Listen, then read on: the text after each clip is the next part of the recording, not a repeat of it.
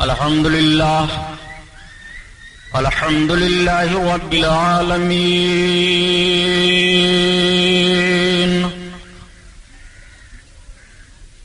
الصلاة والسلام على سيد المرسلين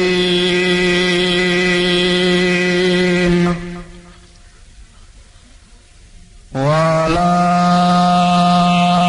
آله الطاهرين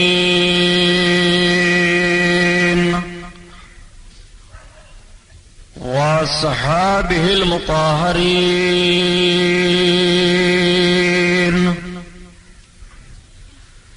وابنه الغوث العظم الجيلاني محي الدين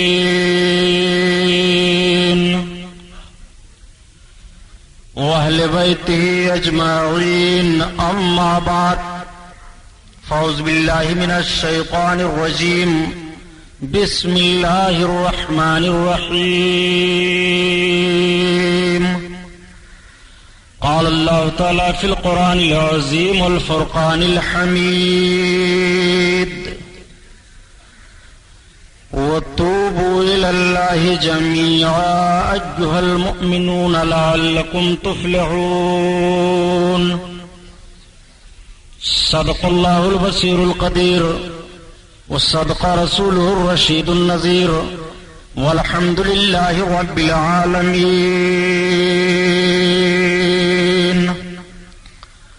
لائق صدقار محبوب پروردگار دونوں عالم کے مالک و مختار حضور محمد الرسول اللہ صلی اللہ تعالی علیہ وسلم کے دربار پرانوار میں درود شریف کا نذرانہ پیش فرمائیں. پڑھیے بلند آواز سے: اللہم صلی علی سیدنا مولانا محمد معدن الجود والکرم وعلی آلہ وبارک وسلم. صلاۃ و سلام علیک یا رسول اللہ صلی اللہ تعالی علیہ وسلم کی شان سے حسان بولے سبحان اللہ، خدائے حامل قرآن بولے سبحان اللہ، غلام موتی ایمان بولے، وہ نقطہ رس دقیقہ دان بولے، ادب کا مطلع تابان بولے، وَأَحْسَنُ مِنْكَ لَمْ تَرَقَّتْ عَيْنِي وَأَجْمَلُ مِنْكَ لَمْ تَلِدِ النِّسَاءُ خُلِقْتَ مُبَرَّأً مِنْ كُلِّ عَيْبٍ كَأَنَّكَ قَدْ خُلِقْتَ كَمَا تَشَاءُ.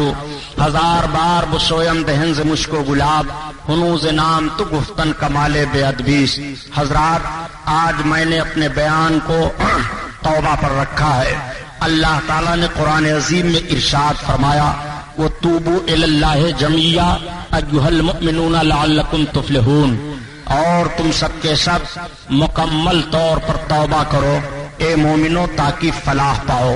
اللہ تعالیٰ نے فلاح پانے کا ذریعہ، کامیابی کا ذریعہ اپنے بندوں کے تعلق سے جو ارشاد فرمایا، قرآن عظیم کی دوسری آیت کریمہ ہے جس کا مفہوم میں عرض کر رہا ہوں.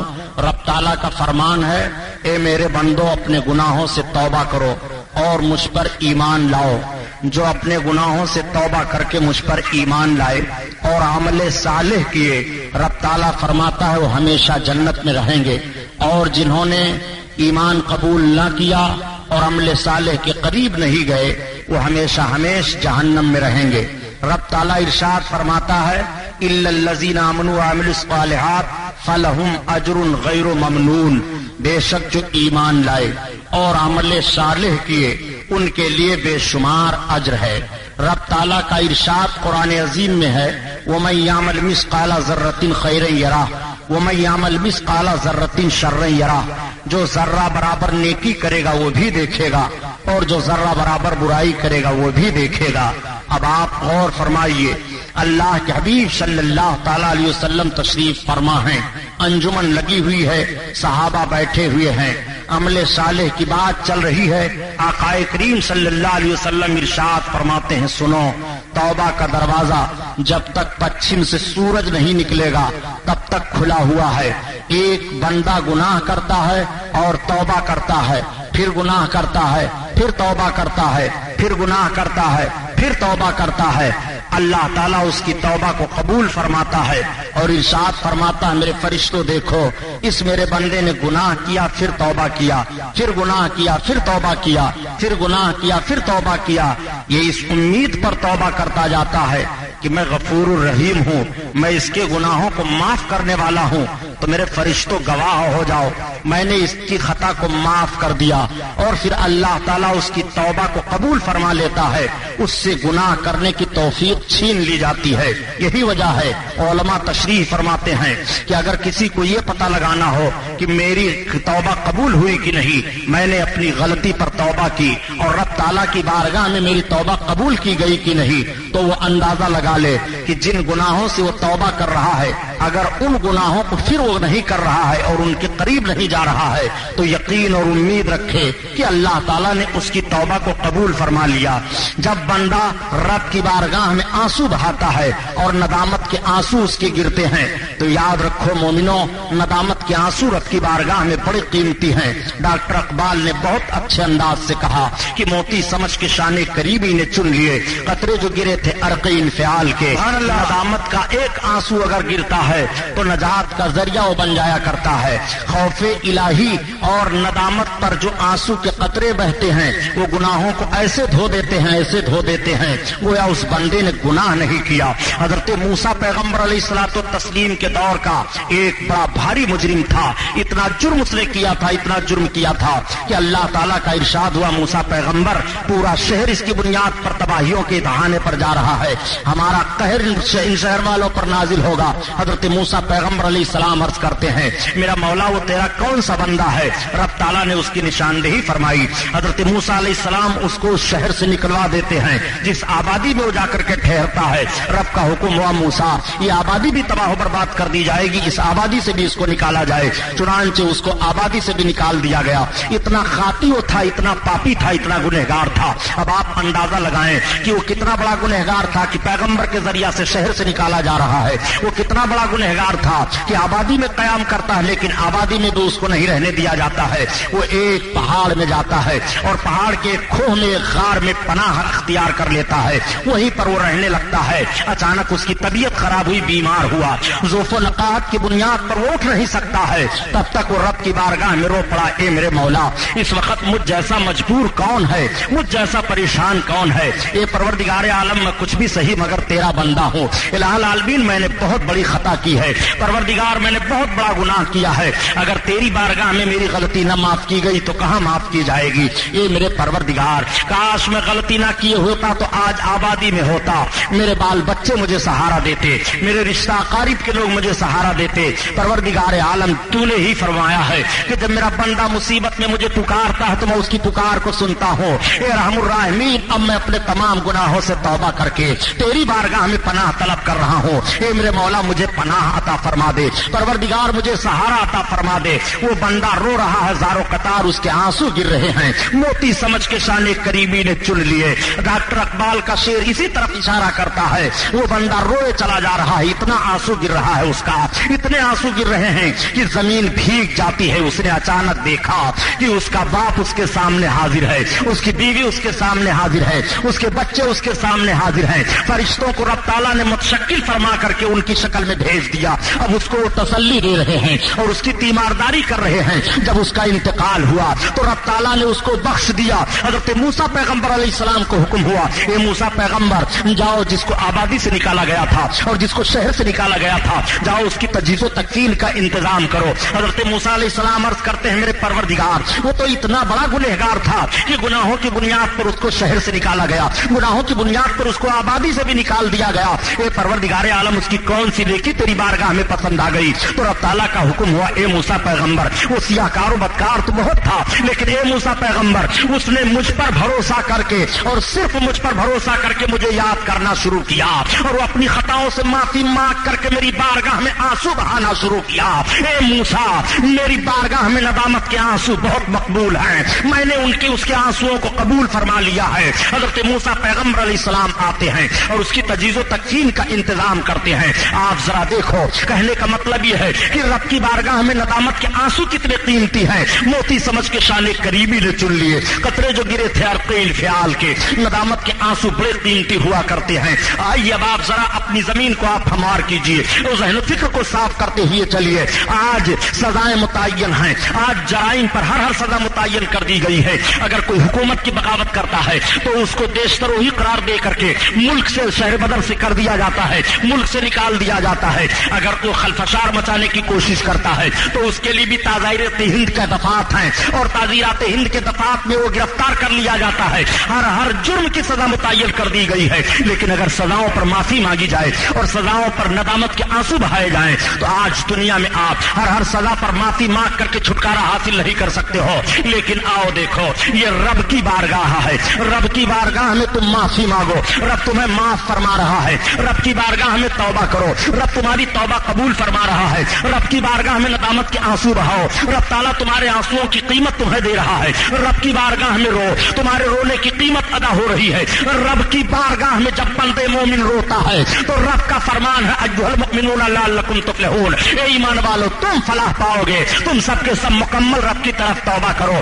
آئیے ذرا آپ ملاحظہ فرماتے چلیے، اللہ کے حبیب صلی اللہ تعالیٰ علیہ وسلم نے توبہ پر کتنا زور دیا ہے۔ یہ صحابہ کی انجمن لگی ہوئی ہے۔ اللہ کے حبیب صلی اللہ علیہ وسلم ارشاد فرماتے ہیں التائب من الذنب کمن لا ذنب له، گناہوں سے توبہ کرنے والا ایسے ہی ہو جاتا ہے گویا اس نے گناہ نہیں کیا۔ آخر اس بات کو میرے سرکار نے کب فرمایا؟ آقا کریم صلی اللہ تعالیٰ علیہ وسلم کی ہر حدیث کسی نہ کسی موقع پر ہے۔ نبی اپنے امتیوں کو کوئی بھی قانون دے رہے ہیں تو ہر قانون میرے سرکار کسی نہ کسی موقع پر دے رہے ہیں۔ میرے سرکار نے یہ کب ارشاد فرمایا تھا کہ التائب من الذنب کمن لا ذنب له، گناہوں سے توبہ کرنے والا ایسے ہی ہو جاتا ہے گویا اس نے گناہ نہیں کیا۔ تو دیکھیے صحابہ کی انجمن لگی ہوئی ہے، تمام صحابہ بیٹھے ہوئے ہیں۔ صحابیوں کی زندگی کو مطالعہ کیجئے تو پتہ چلتا ہے کہ اگر ان سے کوئی خطا واقع ہو جاتی تھی اور کوئی غلط کام واقع ہو جاتا تھا تو رب کے محبوب کی بارگاہ میں حاضر ہوا کرتے تھے، اس لیے کہ ان کے سامنے قرآن کی آیت کریمہ ہے وَلَوْ أَنَّهُمْ إِذْ ظَلَمُوا أَنفُسَهُمْ جَاءُوكَ، اے محبوب اگر لوگ اپنی جانوں پر ظلم کریں اور تمہاری بارگاہ میں آ جائیں اور تم ان کے لیے معافی مانگو تو رب تعالیٰ بہت بڑا غفور الرحیم ہے، معاف فرمانے والا ہے۔ پتہ یہ چلا کہ رب تعالیٰ اپنے بندوں کی معافی کے لیے دروازہ اپنے محبوب کا بتا رہا ہے، تبھی تو اعلیٰ حضرت عظیم البرکت فرماتے ہیں کہ تمہیں معافی کا پروانہ ملے گا تو محبوب کی چوکھٹ سے ملے گا،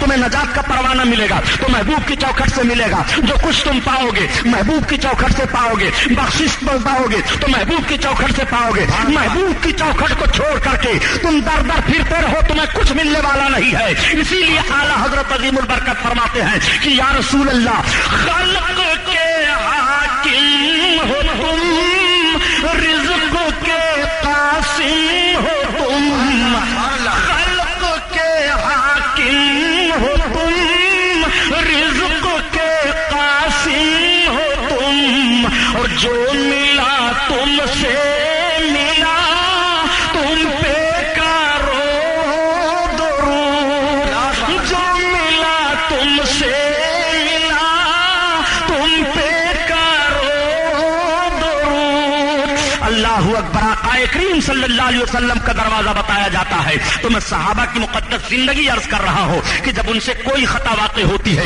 تو محبوب کی بارگاہ میں حاضر ہوتے ہیں۔ صحابہ کا طریقہ تو یہ ہے کہ وہ محبوب کی بارگاہ میں حاضر ہو کر اپنے جرم کو بیان کرتے ہیں، یا رسول اللہ یہ خطا مجھ سے ہوئی ہے، یا رسول اللہ یہ گناہ مجھ سے ہوا ہے، یا رسول اللہ یہ پاپ مجھ سے ہوا ہے، یا میرے سرکار ان پاپوں پر جو سزائیں اسلام کی طرف سے متعین کی گئی ہیں ان سزاؤں کو برداشت کرنے کے لیے میں تیار ہوں۔ آقا کریم صلی اللہ علیہ وسلم کی بارگاہ ہے انجمن سجی ہوئی ہے، تب تک ایک صحابی حضرت ماعز رضی اللہ تعالیٰ عنہ بارگاہ رسالت میں آنسو بہاتے ہوئے پہنچ جاتے ہیں، یا رسول اللہ میں بہت بڑا مجرم ہو، یا رسول اللہ میں بہت بڑا خاطی ہوں، یا رسول اللہ مجھ سے بہت بڑا پاپ ہوا ہے، یا رسول اللہ مجھ سے بہت بڑا جرم ہوا ہے۔ آقا کریم صلی اللہ علیہ وسلم ارشاد فرماتے ہیں بتاؤ تم سے کون سی خطا ہوئی ہے؟ حضرت ماعز رضی اللہ تعالیٰ عنہ رونے لگتے ہیں، یا رسول اللہ اتنا بڑا جرم ہوا ہے کہ بیان کرتے ہوئے کلیجہ منہ کو آ رہا ہے، بتاؤ تو آخر تمہارا جرم کون سا ہے؟ عرض کرتے ہیں یا رسول اللہ مجھ سے وہ خطا ہوئی ہے، یا رسول اللہ کی بیان کر رہا ہوں میرے سرکار۔ تب تک حضرت ماعز کی زبان پھر رک جاتی ہے۔ اللہ کے حبیب اور تمام صحابہ توجہ کیے ہوئے ہیں، آقا کریم صلی اللہ علیہ وسلم سے عرض کرتے ہیں یا رسول اللہ میرا جرم یہ ہے، یا رسول اللہ میں نے زنا کر لیا ہے۔ اتنا کہنا تھا، اللہ کے حبیب نے اپنے مقدس رخ انور کو پھیر لیا۔ حضرت ماعز رونے لگے، یا رسول اللہ میری خطا معاف کی جائے، یا رسول اللہ میں اتنا بڑا مجرم ہوں، سرکار میں آپ کی بارگاہ میں حاضر ہوا ہوں، یا رسول اللہ مجھے ہلاکت سے بچائیے اور پاک فرما دیجیے، یا رسول اللہ یہ جرم میں نے کر لیا ہے۔ اللہ کے حبیب صلی اللہ علیہ وسلم ارشاد فرماتے ہیں ذرا اس کے منہ کو سونگھو، اس نے شراب تو نہیں پی لیا ہے؟ تمام صحابہ عرض کرتے ہیں یا رسول اللہ نہیں. وہ عرض کرتے ہیں یا رسول اللہ میں ہوش و حواس میں آپ کے سامنے اپنے جرم کا اقرار کر رہا ہوں. یا رسول اللہ میں نے شراب نہیں پیا ہے. یا رسول اللہ مجھ سے یہ خطا ہو گئی ہے سرکار, میں آپ کی بارگاہ میں معافی مانگنے کے لیے تیار ہوں. اے میرے سرکار اس جرم پر اسلام کے طریقے سے جو سزا مجھ پر عائد ہو رہی ہو میں سہنے کے لیے تیار ہوں. اللہ کے حبیب صلی اللہ تعالی علیہ وسلم اتمام حجت فرماتے ہیں. ذہن و فکر دینے کا مقصد یہ ہے مسلمانوں کہ آپ ذرا غور فرمائیے, یہ صحابی رسول ہیں, ان سے خطا ہو رہی ہے تو محبوب کی بارگاہ میں حاضر ہو کر کے یہ معافی مانگ رہے ہیں. ان کو مسجد میں بھی تو جانا چاہیے, ان کو جا کر کے سجدہ بھی تو کرنا چاہیے, لیکن نہیں, یہ اللہ کے حبیب کی بارگاہ میں پہلے حاضر ہو رہے ہیں کہ پہلے یہ جرم محبوب کی بارگاہ میں بیان کیا جائے اور اس پر آقا کریم صلی اللہ تعالی علیہ وسلم جو تعزیر فرمائیں گے وہ میں برداشت کرنے کے لیے تیار ہوں. اللہ کے حبیب کی بارگاہ میں حاضر ہیں. اللہ کے حبیب صلی اللہ تعالی علیہ وسلم نے صحابہ کو بلایا اور بلانے کے بعد ارشاد فرماتے ہیں دیکھو اقبالی مجرم ہے حضرت مائز کو لے جاؤ اور سزا دو. اسلام میں زنا پر سزا سنگسار کرنے کے لیے حکم ہے. اس اسلام میں یہ سزا عظیم سزا دی گئی ہے. اگر سنگسار کا طریقہ آج بھی رائج کر دیا جائے تو یہ گناہ دنیا سے ختم ہو جائے گا. جب صحابہ کا دور تھا اور خلفائے راشدین کا ماحول تھا اس گناہ کے مرتکبین دکھائی نہیں دے رہے تھے. آج کچھ لوگ کہہ دیا کرتے ہیں کہ ساری دنیا میں ہر طرف مسلمان یہی چلاتے ہیں کہ نظام مصطفیٰ کو لاگو کیا جائے, رسول اللہ کے قانون کو لاگو کیا جائے. میں عرض کرتا ہوں صحیح ہے, اگر نظام مصطفیٰ کی بات کی جا رہی ہے تو بات صحیح کی جا رہی ہے. نبی کونین صلی اللہ علیہ وسلم کے قانون کو لاگو کر کے دیکھ لو. نبی کونین صلی اللہ تعالی علیہ وسلم نے جو اسلامی قوانین دستور حیات مرتب فرماتے ہوئے آپ کو دیا زندگی گزارنے کے لیے, اس پر اگر زندگی چلائی جائے تو چور کا ہاتھ کاٹا جائے گا, شرابی کو کوڑے مارے جائیں گے, زانی کو سنگسار کیا جائے گا, جھوٹ بولنے والے کو سزا دی جائے گی, بے نمازی کو قید کیا جائے گا, شراب کی بھٹیاں جلا دی جائیں گی, یہ سارے کارخانے بند کر دیے جائیں گے, گناہوں کے اڈے ختم کر دیے جائیں گے. میں آپ سے پوچھنا چاہتا ہوں اب بتاؤ انسان امن و شانتی سے رہے گا کہ نہیں, انسان اطمینان سے رہے گا کہ نہیں, انسان سکون سے رہے گا کہ نہیں, انسان پابندی سے رہے گا کہ نہیں, انسان مطمئن رہے گا کہ نہیں. آؤ ذرا دیکھو یہ مقدس صحابہ کی جماعت ہے. حضرت مائز رضی اللہ تعالیٰ عنہ کو لے جایا جا رہا ہے اور لے جا کر کے پہاڑی کے اوپر کھڑا کیا گیا. اب حضرت مائز کو پتھر مارا جانے لگا. حضرت مائز بھاگ رہے ہیں اور اللہ کے حبیب صلی اللہ علیہ وسلم کو پکار رہے ہیں. حضرت خالد بن ولید رضی اللہ تعالیٰ عنہ فرماتے ہیں جب سارے لوگ حضرت مائز کو سنگسار کر کے واپس آئے اللہ کے حبیب صلی اللہ علیہ وسلم نے کیفیت پوچھی, بتاؤ مائز کو جب سنگسار کیا جانے لگا تھا تو ان کی کیفیت کیا تھی. حضرت خالد بن ولید عرض کرتے ہیں یا رسول اللہ ہم سب مائز کو مار رہے تھے, ہمارے ہاتھ میں ایک ہڈی تھی اونٹ کی یا رسول اللہ, اور میں نے اس ہڈی سے اونٹ کو مارا مائز کی کھوپڑی میں یا رسول اللہ. جیسے وہ ہڈی لگی مائز کی کھوپڑی پھٹی, خون کا فوارہ جاری ہوا اور میری آستین پر پڑا یا رسول اللہ. میں پیچھے ہٹا یہ کہتے ہوئے یہ کس پاپی کا خون لگ گیا ہے. کب تک دوسرے صحابی نے عرض کیا یا رسول اللہ جب مائز کو مارا جا رہا تھا تو آپ کو پکار رہے تھے, اتنا سننا ہوا کہ اللہ کے حبیب کی آنکھوں میں آنسو آ گئے, میرے سرکار رونے لگے. ارشاد فرماتے ہیں جب مائز نے مجھ کو پکارا تھا تو تم لوگوں نے چھوڑ کیوں نہیں دیا. خدا کی قسم جب پہلا پتھر مائز کو لگا ہے تو مائز نے ایسی سچی توبہ کی ہے کہ پورے مدینہ والوں کے لیے مائز کی توبہ کافی ہو گئی. گناہوں سے توبہ کرنے والا ایسے ہی ہو جاتا ہے گویا اس نے گناہ نہیں کیا. اعلی حضرت عظیم البرکت اسی طرف تو اشارہ فرماتے ہیں کہ گرچہ ہیں بے حد قصور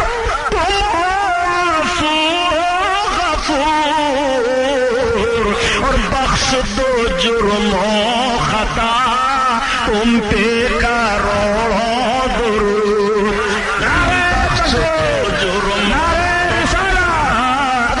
کروڑوں درود, بخش دو جرم و خطا تم پہ کروڑوں درود. حضرت مائز رضی اللہ تعالیٰ عنہ کی توبہ کا حال یہ ہے وہ توبوا الی اللہ جمیعا ایھا المؤمنون لعلکم تفلحون. اے ایمان والو تم فلاح پاؤ گے, مکمل طور پر رب کی بارگاہ میں توبہ کرو.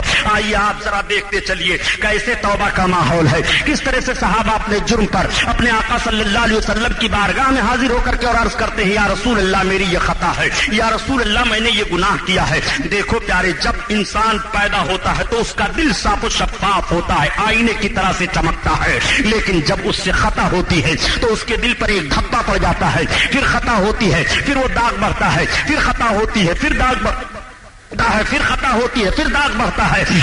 اس کے پورے دل کو وہ گھیرے میں لے لیتا ہے، اور جب بڑھتے بڑھتے وہ داغ پورے دل کو گھیرے میں لے لیتا ہے، اس پر چمک نہیں رہ جاتی ہے، تو اب اس کی طبیعت نیکیوں کی طرف نہیں لگتی ہے، اس کی طبیعت ہمہ وقت برائیوں کی طرف جاتی ہے۔ اگر وہ نیکیوں کی طرف اپنے قدم کو بڑھائے تو اس کا دل مزمحل ہو جاتا ہے، اس کا چہرہ اداس ہو جاتا ہے، اس کی روحانیت مر چکی ہوتی ہے، اس کے اندر روح تو ہوتی ہے مگر روحانیت نہیں رہ جاتی ہے۔ یہ دل تمہارا جو تھا صاف و شفاف آئینہ تھا۔ اور ایک بات عرض کروں، انسان اگر غور کر لے کہ رب تعالیٰ نے آخر اس کے دل کو کس لیے پیدا کیا ہے، آنکھوں کو پیدا کیا دیکھنے کے لیے، زبان کو پیدا کیا چکھنے کے لیے، ناک کو پیدا کیا سونگھنے کے لیے، اعضاء کو پیدا کیا، سارے اعضاء کام میں لگے ہوئے ہیں، مگر دل کو کس لیے پیدا کیا ہے؟ تو اہل عرفان فرماتے ہیں کہ اللہ تعالیٰ نے دل کو اپنے لیے پیدا کیا ہے۔ اے میرے بندے، اپنے تمام اعضاء سے تو اپنے کام لیتا رہا، مگر دل میں مجھے تو اپنا میرا خوف رکھے رہا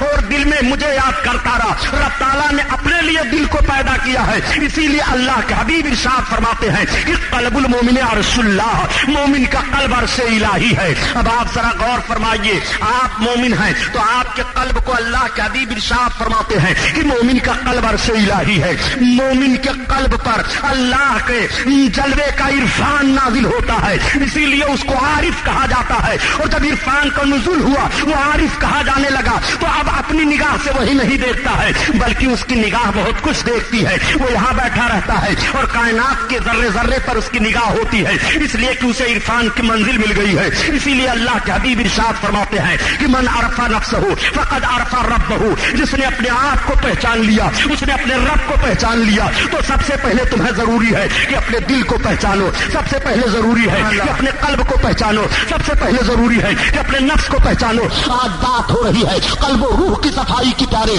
روحانیت مر گئی ہے اور روح آپ کے اندر موجود ہے۔ آپ کا دل سیاہ ہو گیا ہے، اسی لیے نہ تلاوت قرآن میں طبیعت لگ رہی ہے، نہ نماز پڑھنے میں طبیعت لگ رہی ہے، نہ ذکر اللہ میں طبیعت لگ رہی ہے، نہ مسجد کی طرف جانے میں طبیعت لگ رہی ہے، نہ خانقاہوں میں بیٹھنے میں طبیعت لگ رہی ہے، نہ علماء کی مجلس اچھی لگ رہی ہے، نہ دین کی باتیں اچھی لگ رہی ہے، اس لیے کہ روحانیت مر چکی ہے اور آپ کا مکمل دل سیاہ ہو چکا ہے۔ لیکن وہی بندہ جب کوشش کر کے نیکی کی طرف جاتا ہے اور توبہ کر لیتا ہے اپنی خطاؤں سے اور رب کو یاد کرنے لگتا ہے، تو وہی دھبا اس کا ختم ہونا شروع ہوتا ہے، آہستہ آہستہ صاف ہونا شروع ہوتا ہے۔ اور جب اس کے دل کا دھبا صاف ہو جاتا ہے تو پھر اس کا قلب ہو جاتا ہے۔ اب ایسے ہی قلب کے تعلق سے ارشاد رسول ہے کہ قلب المومن عرش اللہ، مومن کا قلب عرش الہی ہے۔ اب اس کی طبیعت اچھائیوں کی طرف مائل ہو جاتی ہے۔ اللہ کے حبیب صلی اللہ تعالیٰ علیہ وسلم کے فرمان پر غور فرمائیے، میرے آقا صلی اللہ علیہ وسلم ارشاد فرماتے ہیں کہ ایک آدمی جنتیوں کا کام کرتا ہے اور اتنا کام جنتی ہونے کا وہ کار ڈالتا ہے کہ صرف جنت اس سے ایک بالشت رہ جاتی ہے اور وہ پھر پلٹ پڑتا ہے، پھر جہنمی کام کرنے لگتا ہے اور جہنم میں چلا جاتا ہے۔ اور ایک آدمی وہ جہنمیوں کا کام کرتا ہے اور اتنا غلط کام کرتا رہتا ہے کہ ایک بالشت اس سے جہنم رہ جاتی ہے اور اس کے بعد پھر وہ پلٹ پڑتا ہے اور جنتیوں کا کام کرنے لگتا ہے اور پھر وہ جنت میں چلا جاتا ہے۔ آپ نے غور کیا ہے وہی کیفیت ہے۔ اللہ تعالیٰ توفیق جس کو توبہ کی عطا فرما دے وہ بندہ باخوش قسمت ہے۔ اللہ کے حبیب صلی اللہ علیہ وسلم کے فرمان پر غور کیجیے کہ التائبون ذنب کمن لا ذنب لہ، گناہوں سے توبہ کرنے والا ایسے ہی ہو جاتا ہے گویا اس نے گناہ نہیں کیا ہے۔ گناہ سے توبہ کرنے کی سب کو دعوت دی گئی ہے، سارے لوگ اپنی خطاؤں سے معافی مانگیں، سب اپنی خطاؤں سے توبہ کریں۔ ہر زمانے میں ہر رسول اور ہر اپنا پیغمبر کے امتیوں کو یہ حکم آتا تھا کہ اپنے اپنے امتیوں کو توبہ کرنے کا حکم دو۔ چنانچہ حضرت موسیٰ پیغمبر علیہ السلام ہی کا دور ہے، قحط پڑ گیا، بارش نہیں ہو رہی تھی۔ حضرت موسیٰ علیہ الصلوۃ والتسلیم نے سارے لوگوں کو اکٹھا کیا اور اکٹھا کرنے کے بعد وہ دعا مانگنے لگے، مگر دعا قبول نہیں ہو رہی ہے۔ رب کی بارگاہ میں عرض کرتے ہیں میرے مولا بارش نہیں ہو رہی ہے، دعا قبول نہیں ہو رہی ہے۔ اللہ تعالیٰ کا ارشاد ہوا، اے موسیٰ پیغمبر تمہاری دعا کیسے قبول کی جائے؟ تمہاری مجلس میں ایک چغل خور بیٹھا ہوا ہے، وہ چغلی کیا کرتا ہے۔ اب آپ ذرا غور فرمائیے، پیغمبر دعا مانگ رہے ہیں اور محفل میں چغل خور بیٹھا ہوا ہے، دعا قبول نہیں ہو رہی ہے۔ پتہ یہ چلا پیارے کی چغل خوری بہت بڑا جرم ہے، چغلی کرنا اتنا بڑا جرم ہے، اتنا بڑا جرم ہے کہ چغل خور کو قبر میں عذاب دیا جاتا ہے۔ آج لوگ چغل خوری کو معمولی گناہ سمجھتے ہیں اور ایک دوسرے کی بات ایک دوسرے تک پہنچا کر کے لگائی فسائی کرنے میں کوئی دریغ نہیں کرتے ہیں۔ ہر مکتب فکر اور ہر مذہب میں چغل خوری کو برا قرار دیا گیا ہے اور چغل خوری اتنا بڑا گناہ ہے پیارے کہ دنیا کا آدھا فساد چغل خوری سے ہوتا ہے۔ چغل خوری سے ملک لڑ جاتا ہے، پڑوسی سے لڑ جاتا ہے، دوست سے لڑ جاتا ہے، شوہر بیوی میں لڑائی ہو جاتی ہے، تاجر میں لڑائی ہو جاتی ہے، اہل علم میں لڑائی ہو جاتی ہے، اہل نظر میں اختلاف ہو جاتا ہے۔ چغل خوری بہت بڑا گناہ ہے۔ اللہ کے حبیب صلی اللہ تعالیٰ علیہ وسلم نے چغل خوروں سے بچنے کے لیے اور چغل خوری سے بچنے کے لیے کتنی تاکید فرمائی ہے۔ آؤ ذرا دیکھو، اللہ کے حبیب صلی اللہ علیہ وسلم تشریف لے جا رہے ہیں۔ واقعہ سنانا مقصد نہیں ہے، کتنا گناہ پر سزا ہے وہ بتا دینا چاہتا ہوں۔ میرے سرکار تشریف لے جا رہے ہیں، صحابہ کی جماعت جا رہی ہے، تب تک سامنے دو قبریں نظر آئیں۔ اللہ کے حبیب ٹھہر جاتے ہیں، ارشاد فرماتے ہیں لاؤ کھجور کی ٹہنی لاؤ۔ کھجور کی ٹہنی لائی جاتی ہے، سرکار نے دونوں کو دو حصہ کیا اور ایک کو قبر کے ایک حصے پر رکھ دیا، دوسرے کو دوسرے حصے پر رکھ دیا۔ صحابہ سے آپ ارشاد فرماتے ہیں دیکھو میں نے ان دونوں قبر والوں کو دیکھا، ان پر سخت عذاب ہو رہا ہے مگر معمولی گناہ سے عذاب ہو رہا ہے۔ اللہ کے حبیب سے عرض کرتے صحابہ یا رسول اللہ ان پر عذاب وہ کیسے ہو رہا ہے؟ اللہ کے حبیب ارشاد فرماتے ہیں ایک تو ہے جو چغل خوری سے نہیں بچتا تھا اس کو عذاب دیا جا رہا ہے، اور دوسرا پیشاب کے چھینٹوں سے نہیں بچتا تھا اس کو عذاب دیا جا رہا ہے۔ میں ان نوجوانوں کا ذہن و فکر لینا چاہتا ہوں جو مسلمان قوم میں پیدا ہو کر کے آج پیشاب کرنے کا کون سا طریقہ اپنا لیے ہو۔ بھارت کی زرزمین پر جہاں جہاں بھی پیشاب کرنے کی جگہ بنائی گئی ہے وہ ایسے طور پر بنائی جاتی ہے کہ مسلمان نجاست میں ملوث ہو جائے۔ ریلوے میں بھی آپ اندازہ لگاؤ کس طریقے سے غلط طور طریقہ اختیار کیا جاتا ہے۔ مسلمان نوجوان پیشاب کے چھینٹوں سے بچا کرو۔ اللہ کے حبیب ارشاد فرماتے ہیں کہ جو پیشاب کے چھینٹوں سے نہیں بچتا ہے قبر میں اس کو سخت عذاب دیا جائے گا، وہ قبر میں معذب کر دیا جاتا ہے۔ اللہ کے حبیب اس کے عذاب کو اپنی نگاہوں سے ملاحظہ فرما رہے ہیں۔ اللہ کے حبیب صلی اللہ علیہ وسلم نے ارشاد فرمایا اور دوسرا چغل خوری سے نہیں بچتا تھا۔ پتہ یہ چلا پیارے کہ چغل خوری میں جو ملوث رہتا ہے اس کو قبر میں عذاب دیا جائے گا۔ قبر کا عذاب چغل خوری سے ہے۔ ایک بات آ گئی ضمن حضرت تمہیں عرض کرتا چلو کہ عذاب قبر کیسے کیسے گناہوں سے ہوتے ہیں، قبر میں عذاب کن کن گناہوں کی بنیاد پر آتے ہیں۔ تو چغل خوری سے قبر میں عذاب ہوگا، پیشاب کے چھینٹوں سے نہ بچنے پر قبر میں عذاب ہوگا، ماں باپ کی نافرمانی کرنے سے قبر میں عذاب ہوگا۔ قبر میں عذاب کیسے ہوگا؟ نماز چھوڑ دینے پر قبر میں عذاب ہے، چغل خوری سے قبر میں عذاب ہے، پیشاب کے چھینٹوں سے نہ بچنے پر قبر میں عذاب ہے، ماں اور باپ کی نافرمانی کرنے پر قبر میں عذاب ہے۔ سنو، ماں اور باپ کی نافرمانی کرنے پر قبر میں کیسے عذاب ہوتا ہے۔ اللہ کے حبیب صلی اللہ تعالیٰ علیہ وسلم تشریف لے جا رہے ہیں، میرے صحابہ جلوہ فروز ہیں، صحابہ کی انجمن لگی ہوئی ہے۔ اللہ کے حبیب صلی اللہ تعالیٰ علیہ وسلم کی بارگاہ میں آ کر کے صحابہ عرض کرتے ہیں یا رسول اللہ ایک آدمی مر گیا ہے اور مرنے کے بعد وہ اپنی قبر میں سے گدھے کی شکل میں آواز نکالتا ہے اور بولتا ہے یا رسول اللہ۔ اللہ کے حبیب صلی اللہ تعالیٰ علیہ وسلم ارشاد فرماتے ہیں جانتے ہو کیوں گدھے کی شکل میں بولتا ہے؟ جب وہ نوجوان تھا اور اس کی ماں آواز دیتی تھی تو اپنی ماں کو کہا کرتا تھا کہ کیا تو گدھے کی طرح بولتی رہتی ہے؟ مرنے کے بعد اس کو قبر میں عذاب دیا جا رہا ہے اور اس کی آواز گدھے کی طرح آ رہی ہے۔ پتہ یہ چلا کہ ماں کی نافرمانی کرنے پر قبر میں عذاب دیا جاتا ہے، نماز چھوڑ دینے پر قبر میں عذاب دیا جاتا ہے، چغل خوری پر قبر میں عذاب دیا جاتا ہے، پیشاب کے چھینٹوں سے نہ بچنے پر قبر میں عذاب دیا جاتا ہے۔ پیارے ذرا دیکھو، ملاحظہ کرتے چلو قبر کے عذاب سے تمہیں بچنا ہے کہ نہیں؟ قبر میں عذاب دیا جا رہا ہے ان سارے گناہوں سے، اور بہت بڑے بڑے گناہ ہیں جن کی بنیاد پر قبر میں عذاب دیا جا رہا ہے۔ ابھی میں وہ ساری فائل آپ کے سامنے رکھتا چلوں گا انشاءاللہ، آپ ذرا ملاحظہ کرو۔ اللہ کے حبیب صلی اللہ تعالیٰ علیہ وسلم کی بارگاہ ہے، بات چلی تھی حضرت موسیٰ پیغمبر علیہ السلام کی۔ حضرت موسیٰ پیغمبر علیہ السلام دعا مانگ رہے ہیں، مولا چغل خور ہے اس لیے دعا نہیں قبول ہو رہی ہے۔ ہاں چغل خور محفل میں موجود ہے، یا اللہ نشاندہی فرما دے، میں اس چغل خور کو نکالنا چاہتا ہوں محفل سے۔ اللہ تعالیٰ نے ارشاد فرمایا موسیٰ نکالنے کی ضرورت نہیں ہے، رب کتنا بڑا رحیم و کریم ہے، ذرا ملاحظہ فرمائیے۔ رب تعالیٰ اپنے بندے کو رسوائی سے بچا رہا ہے، یہ اس کا کرم نہیں ہے تو کیا ہے؟ رب تعالیٰ نشاندہی فرما دیتا، حضرت موسیٰ اس چغل خور کو نکال دیتے، چغل خور رسوا ہو جاتا، مگر نہیں رب کا حکم نازل ہو رہا ہے، موسیٰ نکالنے کی ضرورت نہیں ہے، ایک عام اعلان کر دو کہ چغل خور لوگ اپنے چغلیوں خوریوں سے توبہ کر لیں، تمہاری دعا قبول کر لی جائے گی۔ اب حضرت موسیٰ علیہ السلام ارشاد فرماتے ہیں کہ اس میں جو چغل خور ہو اپنے گناہ سے توبہ کرے۔ اب سارے لوگ توبہ کر رہے ہیں، جو چغل خور تھا وہ بھی توبہ کر لیتا ہے۔ اب حضرت موسیٰ علیہ السلام دعا مانگ رہے ہیں، ان کی دعا قبول ہو جاتی ہے اور فوراً بارش ہونے لگتی ہے۔ یہیں سے پتہ چلا پیارے کہ بارش رکتی کیسے ہے؟ جب چغل خوروں کی کثرت ہو جائے، جب زانیوں کی کثرت ہو جائے تب بارش رک جاتی ہے، جب چغل خوروں کی کثرت ہو جائے تب بارش رک جاتی ہے۔ بھوک مری کے شکار لوگ کیسے ہوتے ہیں؟ جب چغل خوری عام ہو جائے بھوک کے شکار ہو جایا کرتے ہیں۔ اور سنو پیارے، اللہ کے حبیب صلی اللہ تعالیٰ علیہ وسلم سے ایک سوال عرض کیا گیا تھا، یا رسول اللہ یہ آفتیں کیسے آیا کرتی ہیں؟ سرکار یہ زلزلے کیسے آیا کرتے ہیں؟ یہ فتنے کیسے اٹھا کرتے ہیں؟ یا رسول اللہ یہ تباہیاں کیسے آیا کرتی ہیں؟ اللہ کے کے حبیب صلی اللہ تعالی علیہ وسلم کے فرمان پر قربان جاؤ. میرے سرکار ارشاد فرما رہے ہیں کہ جب قیامت قریب ہوگی تو زلزلے کثرت سے آئیں گے, اور زلزلے کثرت سے اس لیے آئیں گے کہ زنا عام ہو جائے گی, شراب خوری عام ہو جائے گی. لوگ شراب ایسے پیئیں گے جیسے پانی پی رہے ہوں, لوگ زنا ایسے کریں گے جیسے جانور آپس میں رہ رہے ہوں. میں آپ سے پوچھنا چاہتا ہوں, یہ ماحول پایا جا رہا ہے کہ نہیں؟ یہ طریقہ پایا جا رہا ہے کہ نہیں؟ تو اب دنیا بھر کے لوگوں کو دوست دے رہے ہو. سنو پیارے, اللہ کے حبیب صلی اللہ علیہ وسلم کے فرمان پر غور کرو. رب کائنات کے محبوب ارشاد فرما رہے ہیں, اور ساری باتیں غلط ہو جائیں مگر محبوب کا فرمان غلط نہیں ہوگا. پتہ یہ چلا کہ اگر فلاح پانے والے ہو اور کامیابی کی دولت سمیٹنا چاہتے ہو تو تمہارے لیے آج بھی ضرورت ہے کہ رب کی بارگاہ میں اپنی خطاؤں سے معافی مانگو. وہ توبوا الی اللہ جمیعا, تم سب کے سب مکمل طور پر اللہ کی طرف توبہ کرو. ایھا المؤمنون لعلکم تفلحون, اے ایمان والو تاکہ فلاح پا جاؤ. آؤ ذرا دیکھو, یہی اللہ کے محبوب صلی اللہ علیہ وسلم کی بارگاہ ہے.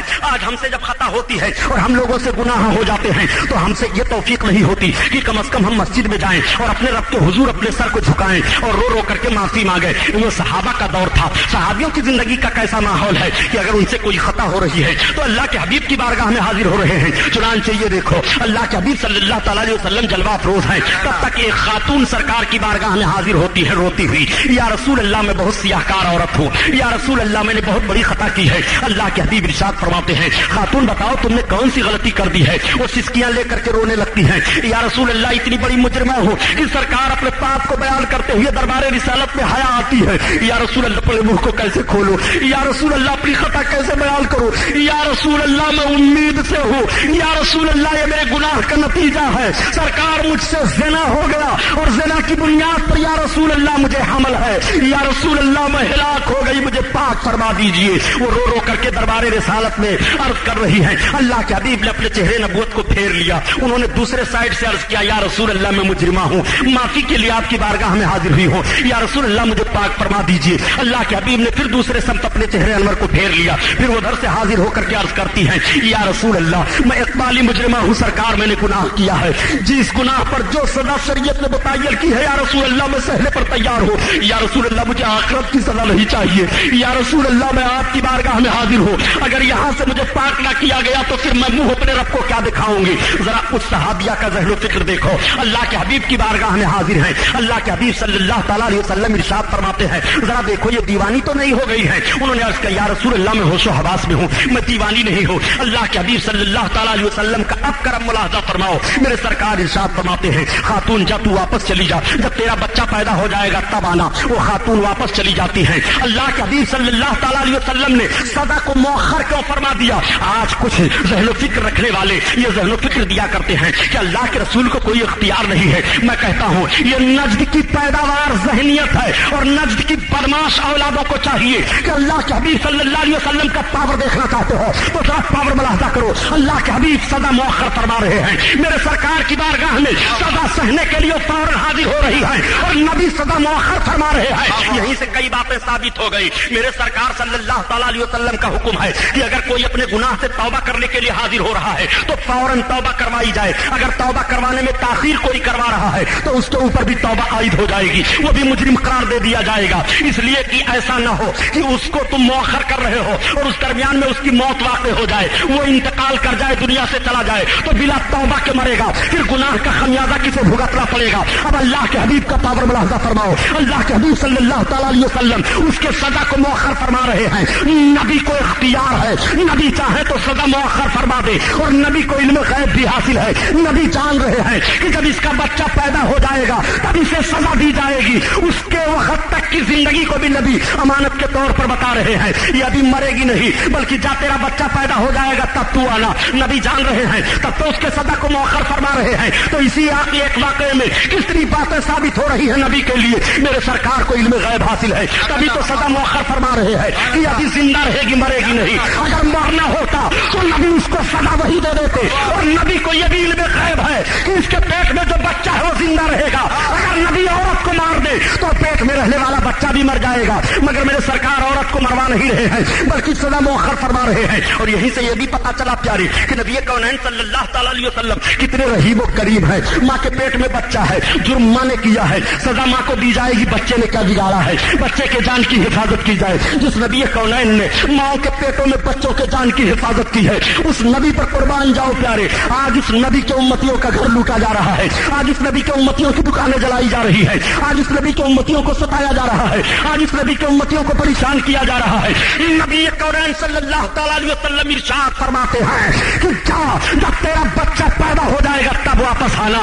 मेरे सरकार किस तरह से बच्चों पर रहम फरमा रहे हैं, और वाकई मेरे सरकार ने जितना रहम बच्चों पर किया है दुनिया में कौन है जो करेगा इतना रहम। यही तो वजह है प्यारे कि जब मेरे सरकार ने मक्का को फतेह किया था और मक्का फतह करके मक्का में दाखिल हुए थे तो घरों के दरवाजे खुल गए थे और माओं की गोद से बच्चे उछल पड़े थे। ए माए जरा हमारी गोद ढीली कर दो, हम उस नबी को देखना चाहते हैं जिस नबी ने हमारे मुजरिम बापों को माफ कर दिया है। बच्चियां अपने गोदों से माओं के उछल पड़ी थी और कह रही थी हम उस नबी की जियारत करना चाहती हैं जिस नबी ने हम बच्चियों के मारने पर पाबंदी लगाई है, जिस नबी ने हम बच्चियों को माओं की गोद में खेलने की तौफीक अता फरमाई है, जिस नबी कौनैन ने बच्चों पर रहम फरमाया है। यही तो वजह है कि मेरे सरकार सल्लल्लाहु तआला अलैहि वसल्लम इरशाद फरमाते हैं कि बच्चे तुम्हारे लिए रहमत इलाही हैं और बच्चे तुम्हारे लिए जन्नत के फूल हैं, बच्चे तुम्हारे लिए जन्नत के फल हैं। आक़ाए कौनैन सल्लल्लाहु तआला अलैहि वसल्लम इरशाद फरमाते हैं कि जब तेरा बच्चा पैदा हो जाएगा तब तू आना। अब वो खातून चली जाती हैं और जब उनका बच्चा पैदा हो गया तब वो फिर दरबारे रिसालत में हाजिर होती हैं।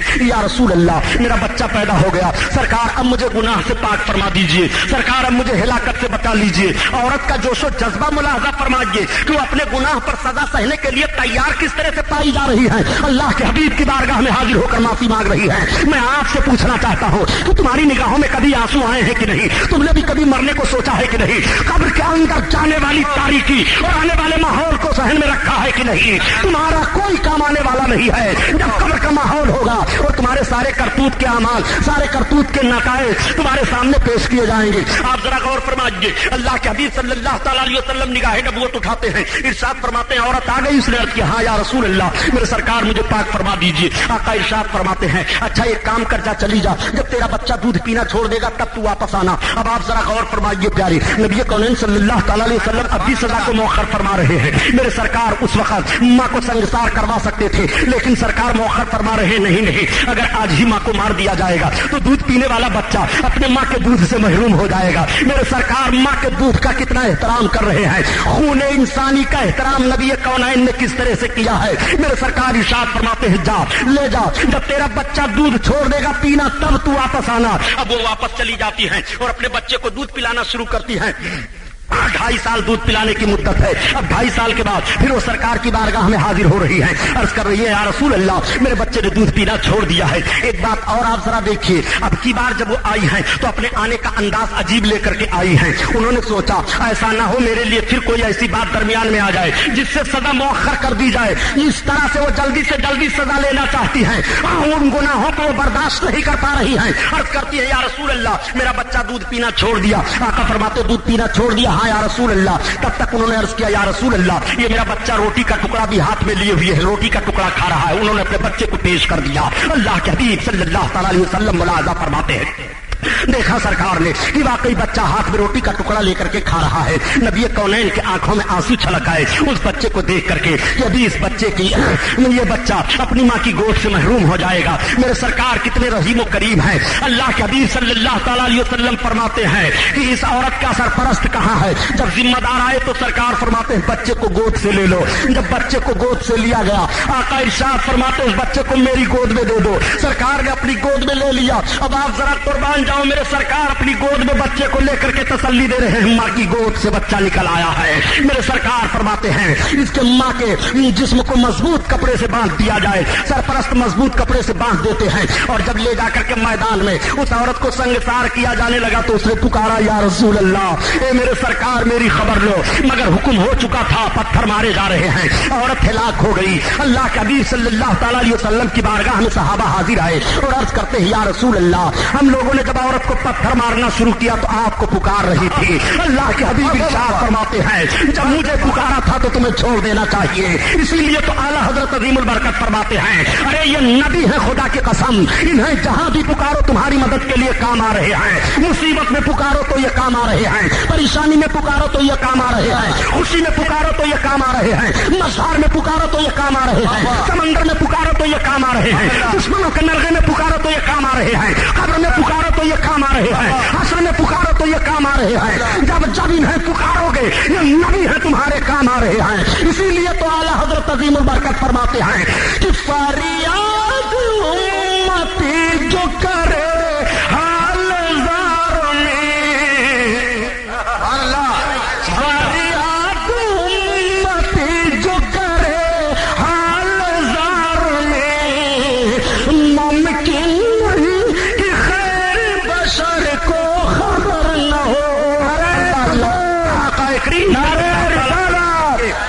हजरत अल्लामा योगी साहब नारे रिसालत रहीमाना और करीमाना माहौल को मुलाहजा फरमाते चलिए। ये मेरे अल्लाह के हबीब सल्लल्लाहु तआला अलैहि वसल्लम की बारगाह है। अत्ताइबु मिन ज़म्बि कमन ला ज़म्बा, गुनाहों से तौबा करने वाला ऐसे ही हो जाता है गोया उसने गुनाह नहीं किया। अब आपसे मैं पूछ रहा हूँ, मुझे आप ज़हन फिक्र देते चलो नौजवानों, घबराने की जरूरत नहीं है। आपने बड़ी खताएं की है, बड़ा पाप किया है। आप पाप सोच करके सोच रहे हो हम नजात ले लेंगे। आप पाप कर करके सोच रहे हो ऐसी महफिलों में हम बैठ करके नजात हासिल कर लेंगे। खुदा की कसम अपने पापों को याद करो, तुम सहाबा से अच्छे नहीं हो। वो सहाबा जो जलवे रसूल का मुशाहिदा फरमा रहे हैं, अपने आका के सामने अपनी खताओं को अर्ज करके या रसूल अल्लाह मैं माफी का परवाना चाहता हूँ, या रसूल अल्लाह मुझे सजा यही दी जाए, या रसूल अल्लाह मैं इतना बड़ा गुनहगार हूँ, या रसूल अल्लाह इतना बड़ा मैं पापी हूँ। अल्लाह के हबीब सल्लल्लाहु तआला अलैहि वसल्लम के सहाबा ऐसी मुकद्दस जमात है, इतनी अच्छी जमात है खुदा की कसम कि जन्नत उनके लिए तो खुली हुई है, मगर अगर उनसे कोई खता हो जा रही है तो अपने खता की माफी किस अंदाज से रब की बारगाह में मांग रहे हैं और महबूब को वसीला बुला रहे हैं। या रसूल अल्लाह आप हमें इस जुर्म की सजा दे दे अपने सामने, या रसूल अल्लाह हम सजा सहने के लिए तैयार हैं। नौजवानों से गौर करो, आज का नौजवान शराब के माहौल में जाता है, आज का नौजवान अय्याशियों के माहौल में जाता है, आज का नौजवान अपने हाथ में जब शराब की बोतल अपने दौलत के नशे में लेकर के चूर होता है तो ये नहीं सोचता है कि मुझे मरना है और मरने के बाद मुझे कब्र में जाना है और कब्र से मुझे हश्र के मैदान में उठ करके जर्रे जर्रे का हिसाब किताब देना है। खुदा की कसम एक एक जर्रा का हिसाब किताब तुम्हें देना है। और सुन लो, किसी मामूली गुनाह को तुम मामूली गुनाह न समझो और किसी मामूली नेकी को मामूली नेकी न समझो।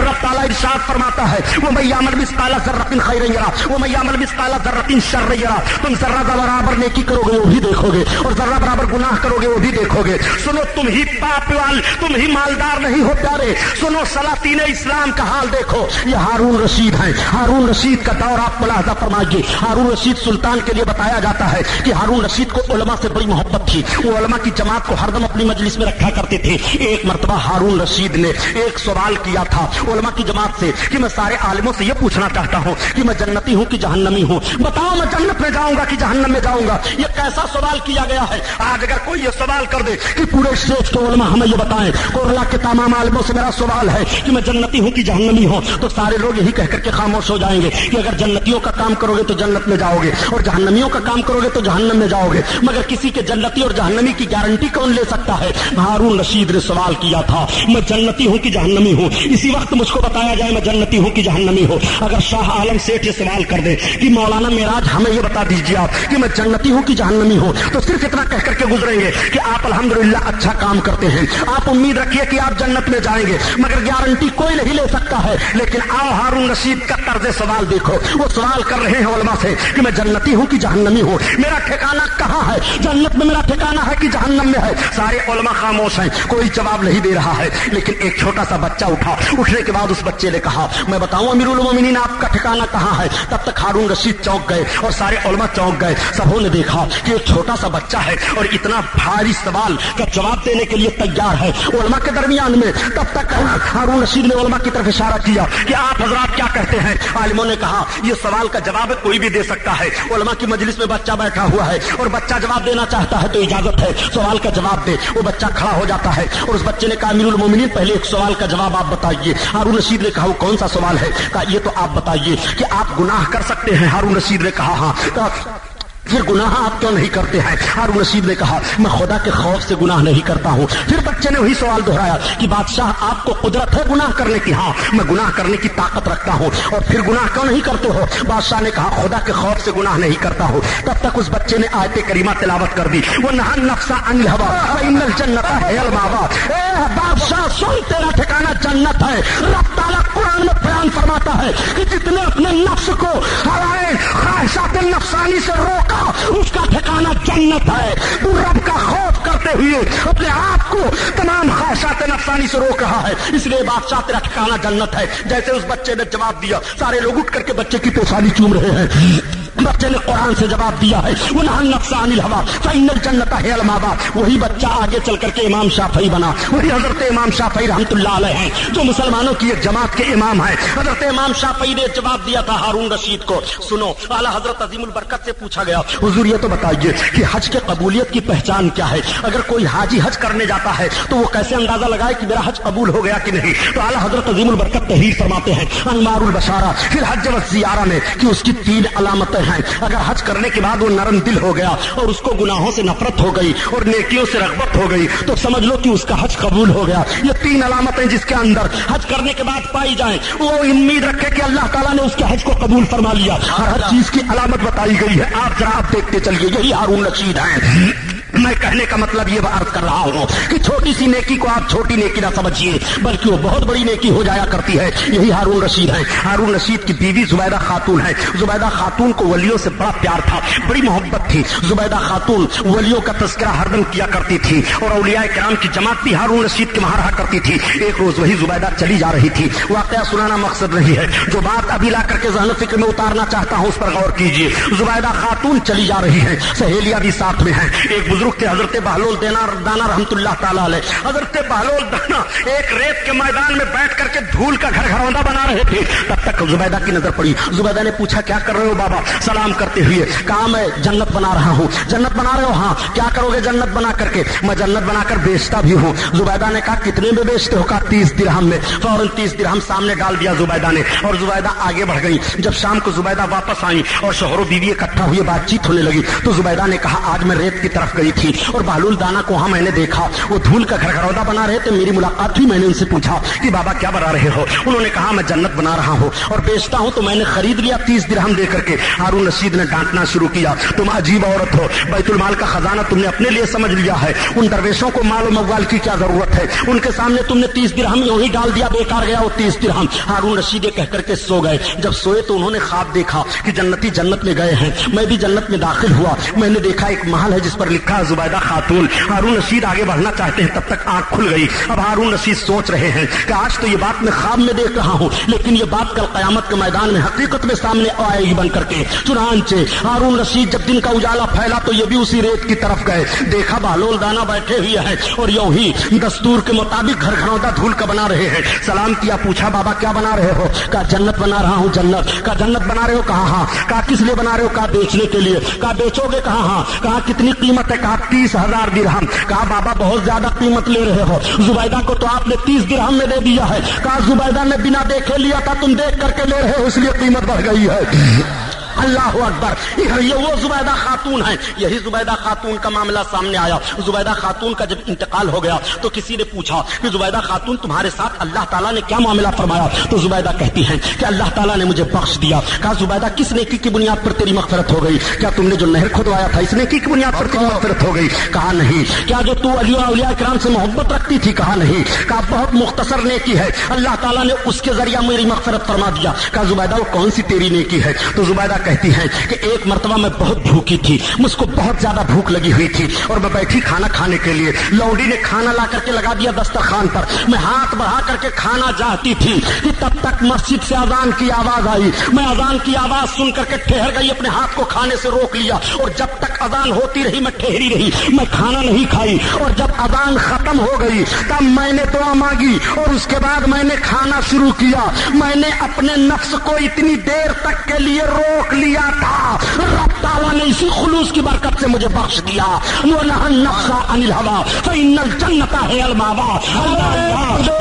غور فرمائیے، नफ्स को ख्वाहिशात नफसानी से रोके उसका ठिकाना जन्नत है। वतूबू इलल्लाह जमीआ अय्युहल मुमिनून लअल्लकुम तुफ्लिहून। तुम सबके सब मुकम्मल तौर पर तौबा करो रब की तरफ, ए ईमान वालों, ताकि फलाह पाओ। वमन यअमल मिस्काल ज़र्रतिन खैरन यरा वमन यअमल मिस्काल ज़र्रतिन शर्रन यरा। जो सर्रा बराबर नेकी करेगा वो भी देखेगा, जो सर्रा बराबर गुनाह करेगा वो भी देखेगा। देखिए मुख्तसर सी नेकी मालूम हो रही है, लेकिन खुलूस पा लिया गया, उस नेकी से बख्शिश हो रही है। प्यारे छोटा सा गुनाह हो, वो गुनाह जहन्नम में जाने का सबब बन जाया करता है। और जरा देखो छोटा सा गुनाह कैसे जहन्नम में ले जाने का सबब बन जाया करता है। मेरे सरकार जलवा फरोज हैं, सहाबा की अंजुमन लगी हुई है, बात चल रही है नेकियों और बुराइयों की। आका करीम सल्लल्लाहु अलैहि वसल्लम इरशाद फरमाते हैं कि अगले जमाने में एक फाहिशा औरत थी, वो बहुत गुनाहगार, बहुत सियाकार थी। वो जा रही थी, उसने देखा कि एक कुत्ता है जिसकी जबान प्यास से बाहर निकल आई है, और वो कुत्ता अपनी जबान को निकाल करके कीचड़ पानी का चाट रहा है। उस औरत को रहम आ गया, उसने कुत्ते की बेबसी को देख करके रो दिया, और उसके बाद उसने अपने दुपट्टे को फाड़ डाला, और फाड़ने के बाद कुआं में डाला, और डालने के बाद पानी निकाला, और निकाल करके निचोड़ करके पानी को जमा किया, फिर कुत्ते को पिला दिया। अल्लाह ताला ने उसकी इस नेकी को पसंद फरमा लिया और उसकी मग़फ़िरत फरमा दिया, वो बख्श दी गई। देखिए वो फाहिशा है, गुनाहगार सियाकार है, मगर एक मुख्तसर नेकी वो बेज़बान जानवर पर, रज़ील मखलूक पर कर देती है, तो अल्लाह ताला को इतना पसंद आ गया ये काम कि अल्लाह ताला ने उसे बख्श दिया। और मेरे सरकार इरशाद फरमाते हैं कि एक औरत आबिदा शाहिदा थी, मगर बड़ी बेरहम थी, वो छोटी छोटी नेकियों को कुछ नहीं समझती थी। एक मरतबा उसने बिल्ली को पकड़ा, और पकड़ करके उसने अपने घर में बांध दिया। बिल्ली चिल्लाती रही, न उसने दाना दिया न पानी दिया, और बिल्ली को मारा, उसी भूख प्यास के आलम में वो मर गई। अल्लाह ताला ने उसकी नेकियों को न देखा, बल्कि सिर्फ उस बेज़बान जानवर पर बेरहमी की बुनियाद पर एक छोटा सा मामला था, अल्लाह ताला ने उसको जहन्नम में भेज दिया। बताओ ये छोटा सा गुनाह दिखाई दे रहा है मगर जहन्नम में जाने का सबब बन रहा है, वो छोटी सी नेकी दिखाई दे रही है मगर जन्नत में ले जाने का सबब बन रही है। और अपने नफ्स को ख्वाहिशात नफसानी से रोको। तुम्हारा रब बयान फरमाता है तो तुम्हारा ठिकाना जन्नत है, तुम्हारा ठिकाना जन्नत है। अल्लाह के हबीब सल्लल्लाहु अलैहि वसल्लम बारगाह में एक फरियाद लेकर आया हो, फरियाद लेकर आए हो। हाँ या रसूल अल्लाह, सरकार बड़ा गंभीर मामला है, बहुत भयानक फरियाद लेकर के मेरे आका आया हो। आका इरशाद फरमाते हैं बताओ तो तुम कौन सा फरियाद लेकर आए हो। वो अर्ज करते हैं या रसूल अल्लाह, वो भयानक फरियाद मेरे सरकार ये है कि या रसूल अल्लाह मैं कफन चोर था, मैं सरकार कफन चुराया करता था। अगले जमाने में जब कपड़ों की कमी होती थी तो लोग कफन चुराया करते थे और कफन की चोरी करते थे, ले जाते थे बाजारों में बेचते थे और उसी से वो कामयाबी हासिल करते थे रोजी के लिए। चुनांचे कहते थे कि हमने बहुत रोजी हासिल कर ली, मैं बहुत बड़ा कामयाब हो गया। कफन का चुराना भी वो अपने लिए बहुत ही बाइस इज्जत नाज अल्लाह समझा करते थे। नौजवान ने अर्ज किया या रसूल अल्लाह मैं कफन चोर था, मैं कफन की चोरी किया करता था। या रसूल अल्लाह एक मर्तबा मेरे मोहल्ला में अंसार खानदान से एक लड़की का इंतकाल हुआ और लोग उसको दफन करके या रसूल अल्लाह आए। जब मुझे पता चला तो मैंने अपने हथियार को लिया और रात की तारीकी में या रसूल अल्लाह में निकल गया और निकलने के बाद सरकार में कब्रिस्तान पहुंचा, कब्र ताजा ताजा थी, मैंने सारी मट्टी को हटा दिया। या रसूल अल्लाह मट्टी हटाने के बाद जैसे मैंने उसके जिस्म से कपड़े को उतारा और लेकर के चलने लगा, या रसूल अल्लाह अब यही वो कह करके खामोश हो जाते हैं, उनकी जबान कांपने लगती है, आंखों से आंसू जारी हो जाते हैं। आका इरशाद फरमाते हैं और आगे बताओ। अर्ज करते हैं या रसूल अल्लाह अब जो जुर्म मैंने किया सरकार वो बताते हुए जबान कांप रही है। या रसूल अल्लाह मुझसे ये खता हुई सरकार कि मुझको शैतान ने धोखा दे दिया और या रसूल अल्लाह मैं कब्र में फिर उतर गया। या रसूल अल्लाह मैंने उसके साथ मुंह काला किया। या रसूल अल्लाह तब तक से आवाज आई कि नादान तूने मुझे नापाक कर दिया। इतना सुनना था कि अल्लाह के हबीब अपने चेहरे नबूवत को फेर लेते हैं और फरमाते हटाओ इसको सामने से हटाओ। इतना सुनना था। अर्ज करते या रसूल अल्लाह अब हट जाऊंगा तो कहां जाऊंगा। या रसूल अल्लाह दरवाजे रसूल छोड़ करके पनाह कहां पाऊंगा। या रसूल अल्लाह ये मेरा जुर्म था, मैंने आपके सामने बयान किया। ये मेरे सरकार में अपने जुर्म की सजा आपकी दरबार में मांगने के लिए तैयार हूं। या रसूल अल्लाह जो सजा इस पर मुतय्यन की जाए ये मेरे आका में सहने के लिए तैयार हूं। आंसू गिर रहे हैं, नौजवान रोता चला जा रहा है। एक दिन का असर गुजर गया, 2 दिन का अरसा गुजर गया, 3 दिन का अरसा गुजर गया, 4 दिन का अरसा गुजर गया। नौजवान रोता चला जा रहा है और रब के महबूब की बारगाह में अर्ज गुजार होता चला जा रहा है। आला हजरत अजीमुल बरकत इसीलिए तो फरमाते हैं कि करके तुम्हारे गुनाह मांगे तुम्हारी पनाह और तुम कहो दामन में आ तुम पे तुम कहो दामन में आ तुम पे करो दुरूद। या रसूल अल्लाह माफी का परवाना यहाँ یہاں نہیں ملے گا تو کہاں ملے گا؟ اللہ کے حبیب صلی اللہ تعالیٰ علیہ وسلم نگاہ نبوت اس کی طرف اٹھاتے نہیں ہیں۔ راوی کا بیان ہے کہ 40 دن کا عرصہ گزر گیا، وہ نوجوان آنسو پر آنسو بہائے چلا جا رہا ہے اور دربار رسول سے ہٹ نہیں رہا ہے۔ اللہ تعالیٰ نے حضرت جبریل علیہ السلام کو بارگاہ رسالت میں بھیجا، اے جبریل جاؤ میرے محبوب کو آیت کریمہ پڑھ کر سنا دو، لا تقنطوا من رحمت اللہ، اللہ کی رحمت سے نہ امید نہ ہو، اور اے جبریل میرے محبوب کی بارگاہ میں جاؤ، عرض کر دو میری طرف سے پیغام پہنچا دو جبریل میں نے اس کی خطا کو معاف کر دیا، اور میرے محبوب کو بتا دو کہ میرا بندہ جب رو رو کر کے معافی مانگتا ہے تو یہ محبوب بخشنے والا میں ہوں۔ اللہ کے حبیب صلی اللہ علیہ وسلم کی بارگاہ میں حضرت جبریل علیہ الصلوۃ والتسلیم حاضر آئے اور پیغام پہنچاتے ہیں اور سلام عرض کرتے ہیں یا رسول اللہ، اللہ کا فرمان ہے لا تقنطوا من رحمت اللہ، اللہ کی رحمت سے نہ امید نہ ہو، اور یا رسول اللہ اللہ کا فرمان ہے کہ میرے محبوب سے کہہ دو بخشنے والا میں ہوں۔ اتنا سننا تھا، میرے سرکار اٹھ کر کے کھڑے ہو گئے اور اس نوجوان کو اپنے سینے سے لگاتے ہیں اور اس کو مغفرت کی بشارت سناتے ہیں اور فرماتے ہیں نوجوان جا، رب کا پیغام تیرے لیے میرے وسیلے سے آ گیا، تیری خطا معاف کر دی گئی۔ التائب من الذنب کمن لا ذنب لہ، گناہوں سے توبہ کرنے والا ایسے ہی ہو جاتا ہے گویا اس نے گناہ نہیں کیا، گویا اس نے خطا نہیں کی۔ خدا کی قسم گناہوں سے توبہ کرنے والوں کی فہرست اگر سامنے رکھی جائے تو جن جن لوگوں نے اپنے خطاؤں سے معافی مانگی ہے اور خلوص دل سے رب کی بارگاہ میں توبہ کر لیا ہے، فتح و کامرانی کی کتنی منزلیں طے کرتے ہوئے آگے بڑھتے چلے گئے ہیں۔ تاریخ اس کے لیے شاہد ہے اور تاریخ کے اوراق اس کے لیے گواہ ہیں، ملاحظہ کرو۔ واقعہ سنانا مقصد رہی ہے۔ آج حضرت فضیل بن عیاض کو کون نہیں جانتا؟ یہ فضیل بن عیاض رحمۃ اللہ تعالیٰ علیہ وہ عظیم الشان ولی ہیں کہ ولیوں کے سردار کہے جاتے ہیں۔ حضرت فضیل بن عیاض سلسلے قادریہ کے 5ویں ولی وہ ہیں جو سرکار غوث اعظم سے 5 سلسلہ اوپر پائے جا رہے ہیں، وہ حضرت فضیل بن عیاض رضی اللہ تعالیٰ عنہ ہیں۔ حضرت فضیل بن عیاض کی پہلی زندگی بڑی عجیب و غریب تھی۔ حضرت فضیل بن عیاض بہت بھاری ڈاکو تھے، اتنے بڑے ڈکیت تھے کہ کوئی بھی تجارتی قافلہ جس راستے میں وہ رہتے تھے اس راستے سے گزر نہیں سکتا تھا جس پر وہ ڈاکہ نہ ڈال دیا کرتے ہوں۔ ایک مرتبہ یہی حضرت فضیل بن عیاض ڈاکہ ڈال کر کے اور گئے دریا کے کنارے بیٹھ کر قرآن کی تلاوت کرنے لگے۔ تب تک تاجروں کا سردار جو تھا اس نے ایک ڈاکو سے پوچھا یہ تو بتاؤ کہ تمہارے سردار کہاں چلے گئے؟ اس نے کہا ہمارے سردار دریا کے کنارے گئے ہیں، روزہ سے ہیں، وہ روزہ افطار کر لیں گے تب واپس آئیں گے۔ تاجروں کا سردار چونک پڑا، یا اللہ یہ کیسا ڈاکوؤں کا سردار پایا جا رہا ہے کہ جو اتنا بڑا ڈکیتی کا گناہ کر کے اور روزے سے ہے۔ چنانچہ اس نے کہا دیکھو ہمارے سردار کو چھیڑنا نہیں، لیکن تاجروں کا سردار وہاں پہنچ گیا، دیکھ کیا رہا ہے کہ فضیل بن عیاض دریا کے کنارے وضو کر رہے ہیں، وضو کر کے وہ نماز ادا کیے اور نماز ادا کرنے کے بعد انہوں نے قرآن کو کھول لیا اور قرآن کی تلاوت کرنے لگے۔ تاجروں کا سردار کھڑا ہو جاتا ہے، فضیل بن عیاض نے نگاہ اٹھائی، پوچھا کیسے آئے ہو؟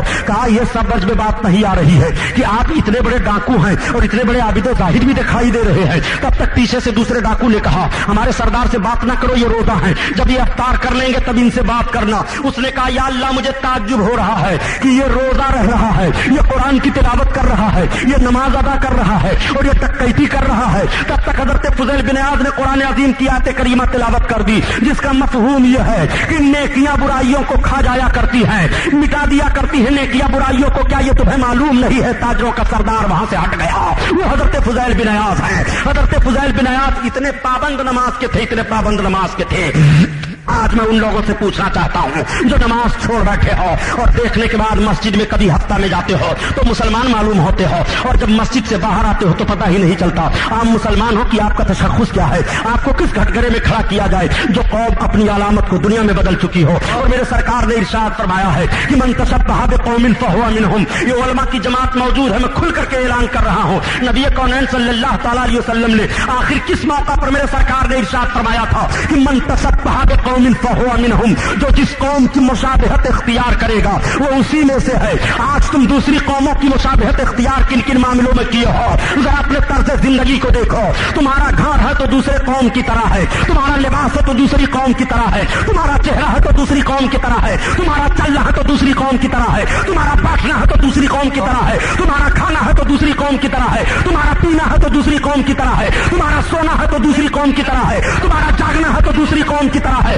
تمہارا ماحول ہے تو تو دوسری قوم کی طرح ہے، تمہارا تمدن ہے تو دوسری قوم کی طرح ہے، تمہارے معاشیاتی اور اقتصادی حالات ہے تو دوسری قوم کی طرح ہے۔ نبی ارشاد فرما رہے ہیں من تشبہ بقوم فہو منہم، جو جس قوم کی مشابہت اختیار کرے گا وہ اسی میں سے ہے۔ پھر بھی تم کہتے ہو ہم مارے جا رہے ہیں، پھر بھی کہتے ہو ہم ستائے جا رہے ہیں، پھر بھی کہتے ہو ہم پریشانی میں مبتلا کیے گئے ہیں، پھر کہتے ہو کہ ہمارا کوئی سننے والا نہیں ہے۔ لوٹ لیا ان دجالوں نے اسلام کے رسول کو اور برباد کر ڈالا ان بےایمانوں نے اسلام کے ماحول کو دوسری قوموں کی مشابہت اختیار کر کے۔ نبی ارشاد فرما رہے ہیں من تشبہ بقوم فہو منہم، جو جس قوم کی مشابہت اختیار کرے گا وہ اسی میں سے ہے۔ تمہیں اب بھی نہیں شرم آ رہی ہے کہ تم اپنی شکل اسلامی شکل بناؤ، تمہیں اب بھی نہیں شرم آ رہی ہے کہ تم اپنا ماحول اسلامی ماحول بناؤ۔ نبی ارشاد فرما رہے ہیں من تشبہ بقوم فہو منہم۔ ذرا دیکھتے چلو حضرت فضیل بن عیاض نے علامت کو اختیار کر لیا ہے تو یہ علامت کسی نہ کسی دن کام آ جا رہی ہے۔ حضرت فضیل بن عیاض ڈکیت تو ضرور ہیں،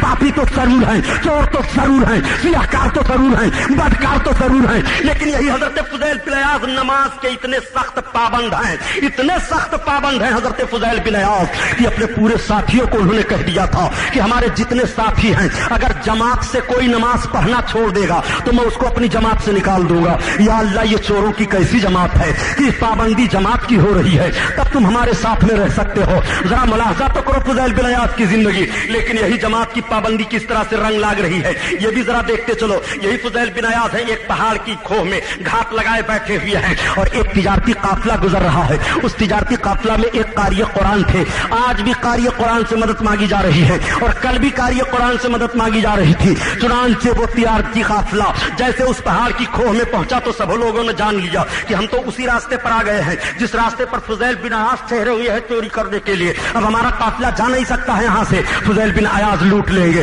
فضیل بن عیاض ڈاکہ ڈال دیں گے۔ فضیل بن عیاض نے کہا تھا کہ دیکھو ہم گھات لگائے بیٹھے ہوئے ہیں اور جیسے ہم یہاں سے حملہ آور ہوں گے تم سب کے سب فوراً حملہ آور ہو جانا، لیکن جب تک ہماری تلوار نہ اٹھے گی تم سب کے سب اپنی تلوار کو اٹھانا نہیں۔ حضرت فضیل بن عیاض گھات لگائے بیٹھے ہوئے ہیں اور یہ تجارتی قافلہ رواں دواں چلا جا رہا ہے۔ تجارتی قافلے کے سردار نے کہا قاری صاحب ذرا آپ آگے بڑھیے۔ کہا کیوں؟ کہا قرآن کی تلاوت کرو۔ کہا کس لیے؟ کہا اسی راستے میں فضیل بن عیاض ڈاکو رہتا ہے، قرآن کی تلاوت سے ممکن ہے ہم سب اس کے ڈکیتی سے بچ جائیں، اس لیے کہ قرآن کا وہ بڑا عاشق ہے، قرآن بہت تلاوت کرتا رہتا ہے۔ تو دیکھو پہلے زمانے کا دستور یہ تھا کہ وہ قرآن سے اپنے اوپر آنے والی بلاؤں اور اپنے اوپر آنے والے فسادات کو ٹلوایا کرتے تھے اور قرآن کی برکت کو حاصل کیا کرتے تھے۔ واقعہ سنانا مقصد نہیں ہے بلکہ بات بتا دینا چاہتا ہوں کہ دیکھو گزشتہ سال اگست کے مہینے میں جو زلزلہ ترکستان میں آیا تھا، جرمن کے اخبار نے اس کو چھاپا اور اس کا ترجمہ پاکستان سے اردو میں کیا گیا، پھر ہندوستان میں وہ مضمون چھپا۔ اس کا مضمون کا مطلب یہ ہے کہ وہ زلزلہ اگست میں جو ترکستان میں آیا تھا کس بنیاد پر آیا تھا اس کو بھی بتاتا چلو پیارے۔ تو بتایا جاتا ہے کہ سمندر کے کنارے جو فوجی اڈا تھا اس فوجی اڈا کے لوگوں نے رقص و سرود کی ایک محفل منعقد کی اور اس میں ناچنے گانے والی لڑکیوں کو بلایا۔ جب وہ لڑکیاں آئیں ناچنے گانے والی اور گانے ناچنے لگی، شراب پی کر کے سب مست ہوئے، تو کسی نے قرآن کا ایک نسخہ کسی شرابی فوجی کو دے دیا، اس نے قرآن کو ہاتھ میں لیا اور ناچنے والی لڑکیوں کے پاؤں میں معاذ اللہ ڈال دیا۔ ان لڑکیوں نے اس کو روک دیا اور کسی نے کہہ دیا کہ جب قرآن کی حفاظت رب تعالیٰ فرما رہا ہے تو کہاں ہے اس قرآن کا نازل کرنے والا؟ اتنا جیسے ان ظالموں نے کہا تب تک سمندر پھٹا، اس کے اندر سے شعلے نکلے، وہ سب کے سب اس میں کہاں گئے؟ جل کر کے خاکستر ہو گئے، کچھ پتا نہیں ہے۔ ترکستان میں گزشتہ سال اگست میں جو زلزلہ آیا تھا، جو 2 لاکھ کے مرنے کی اطلاع ملی تھی پوری دنیا والوں کو، وہ سمندری علاقے سے علاوہ گرد و نواح کے لوگ مرے تھے جو زد میں آئے تھے۔ پتا یہ چلا کہ قرآن کی بے حرمتی ہوتی ہے تو زلزلہ آتا ہے، قرآن کو جب چیلنج کیا جاتا ہے تو مصیبتیں نازل ہوتی ہیں، قرآن کی بے احترامی جب ہوتی ہے تو پریشانیاں ہوتی ہیں۔ سنو دیکھو دیکھو قرآن کی بے حرمتی کہاں کہاں نہیں کی گئی ہے۔ کیا تمہارے ہندوستان میں قرآن کی بے حرمتی نہیں کی گئی ہے؟ کیا ہندوستان میں قرآن کو نہیں جلایا گیا ہے؟ خدا کی قسم یہ ہندوستان تو وہ ہندوستان ہے، ایک زلزلہ نہیں، نہ جانے کتنے زلزلوں کے جھٹکے انہیں محسوس کرنے پڑیں گے۔ بابری مسجد کی شہادت تمہارے لیے زحمت کی دعوت دیتی چلی جا رہی ہے۔ تم بابری مسجد کو شہید کرنے کے بعد کہو ہندوستان میں ہم فلاح و کامرانی کی زندگی گزار لیں، نہیں گزار سکتے ہو۔ اس شہادت کا رنگ ضرور ظاہر ہوگا، حسین اعظم کی شہادت کا رنگ آج ساری دنیا میں قیامت تک ظاہر رہے گا، اور بابری مسجد کا شہادت کا رنگ بھی پورے ہندوستان ہی میں نہیں بلکہ ساری دنیا میں ظاہر رہے گا۔ مسجدوں کو شہید کر کے تم امن و امان میں رہنا چاہتے ہو، مسجدوں کو توڑ کر کے تم کامرانی کی منزلیں دیکھنا چاہتے ہو، हो। मस्जिदों को शहीद करके जो हुकूमत करना चाहे उसकी न हुकूमत चली है, न उसकी क़यादत चली है, न उसकी सियासत चली है। हमारे मजहब इस्लाम में जहां भी फतह कामरानी के कदम चूमे गए थे और जहां जहां लोग गए थे फतह कामरानी के झंडा लहराते हुए, नबी कौनैन ने पहली पाबंदी लगाई थी कि किसी भी कौम की इबादत गाह को गिराया न जाए। जिस नबी ने सारी कौम के इबादत गाहों के गिराने की पाबंदी लगा दी हो, उस नबी के उम्मतियों की मस्जिदें शहीद की जा रही है। ऐसे ज़हन फिक्र रखने वाले लोग कभी कामयाब नहीं हो सकते हैं। कहने का मतलब यह है कि यही फुज़ैल बिन अयाज़ हैं, कुरान की तिलावत कर रहे हैं और तलवार लेकर के बैठे हैं, तब तक कारी कुरान ने कुरान पढ़ना शुरू किया। और जिस खो के पास फुज़ैल बिन अयाज़ बैठे हुए थे, जब कारी कुरान वहां से गुजरे तो वो गुजर रहे हैं और उनकी जबान पर यह आयत करीमा है, अलम यानी लिल्लज़ीना आमनू अन तख़शा क़ुलूबुहुम लिज़िक्रिल्लाह। क्या ईमान वालों के लिए वो वक्त नहीं आया कि उनके दिल जिक्र इलाही से लर्जीदा हो जाए, जिक्र इलाही से खौफज़दा हो जाए। जैसे इतना कहा कुरान तिलावत करने वाले ने, तब तक फुज़ैल बिन अयाज़ अपनी घाट से तलवार फेंकते हुए बाहर निकले और कहा, ए कुरान तिलावत करने वाले ठहर जाओ। वो फुज़ैल बिन अयाज़ मैं ही हूं, मेरा ही दिल है। अब जिक्र इलाही से मेरा दिल खौफ इलाही से लर्जा बरअंदाम हो गया। अब मैं गुनाह नहीं करूंगा, गुनाह के करीब नहीं जाऊंगा। ए कुरान पढ़ने वाले ठहर जाओ, मैं तेरे सामने अपने तमाम गुनाहों से तौबा कर रहा हूं, मेरी खता पर गवाह हो जाओ। तब तक उनके सारे साथी निकल आए और सारे साथियों ने तौबा की। वो ताजिरों का काफिला चला जा रहा है। फुज़ैल बिन अयाज़ ने कह दिया, जाकर के ऐलान कर देना जहां जहां पहुंचना कि फुज़ैल बिन अयाज़ ने अपने गुनाहों से तौबा कर लिया, डकैती नहीं करेगा।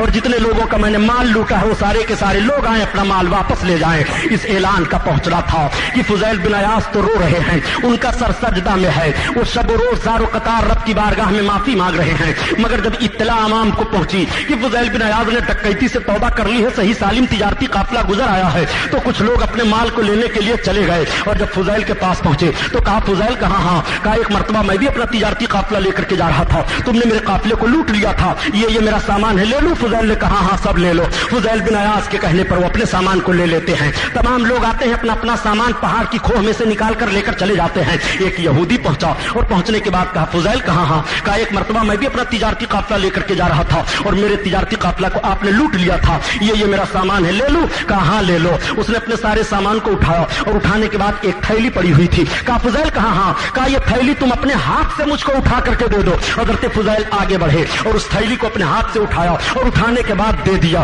कहा, ये ले लो। जैसे यहूदी ने उस थैली को लिया और लेने के बाद खोला और जमीन पर उड़ेला, तब तक उसने थैली को सामने रखा। कहा, फुज़ैल कहा, हाँ। कहा, तुम अपना हाथ बढ़ाओ, मुझे इस्लाम का कलमा पढ़ाओ। फुज़ैल ने कहा, यह क्या बात है? कहा, फुज़ैल बिन अयाज़ सुनो, मैंने पुरानी किताबों में पढ़ा था कि उम्मत मुहम्मदिया का जो फर्द अपने गुनाहों से तौबा करेगा और अल्लाह ताला उसकी तौबा कबूल फरमा लेगा, अगर वो अपना हाथ मिट्टी को लगा देगा तो मिट्टी सोना बन जाएगी। ए फुज़ैल बिन अयाज़, मैंने इस थैली में कंकरियां भर करके रखी थी, मैं आजमाइश कर रहा था कि तुम्हारी तौबा कबूल हो गई है तो तुम हाथ लगाओ तो मिट्टी सोना बन जाएगी। ए फुज़ैल, तुम्हारी तौबा कबूल हो गई, तुमने इस थैली को हाथ लगा दिया, तुम्हें ठीकरियां सबके सब सोना बन गई है। ए फुज़ैल बिन अयाज़, जिसकी तौबा कबूल हो गई है और जिसके तौबा के कबूलियत की सनद मिल गई है, मैं उसके हाथ पर इस्लाम लाऊंगा, वो कलमा पढ़ करके इस्लाम में दाखिला ले लेता है। अब आप जरा अंदाजा लगाइए, ये आपकी तौबा है कि इस्लाम फैल रहा था,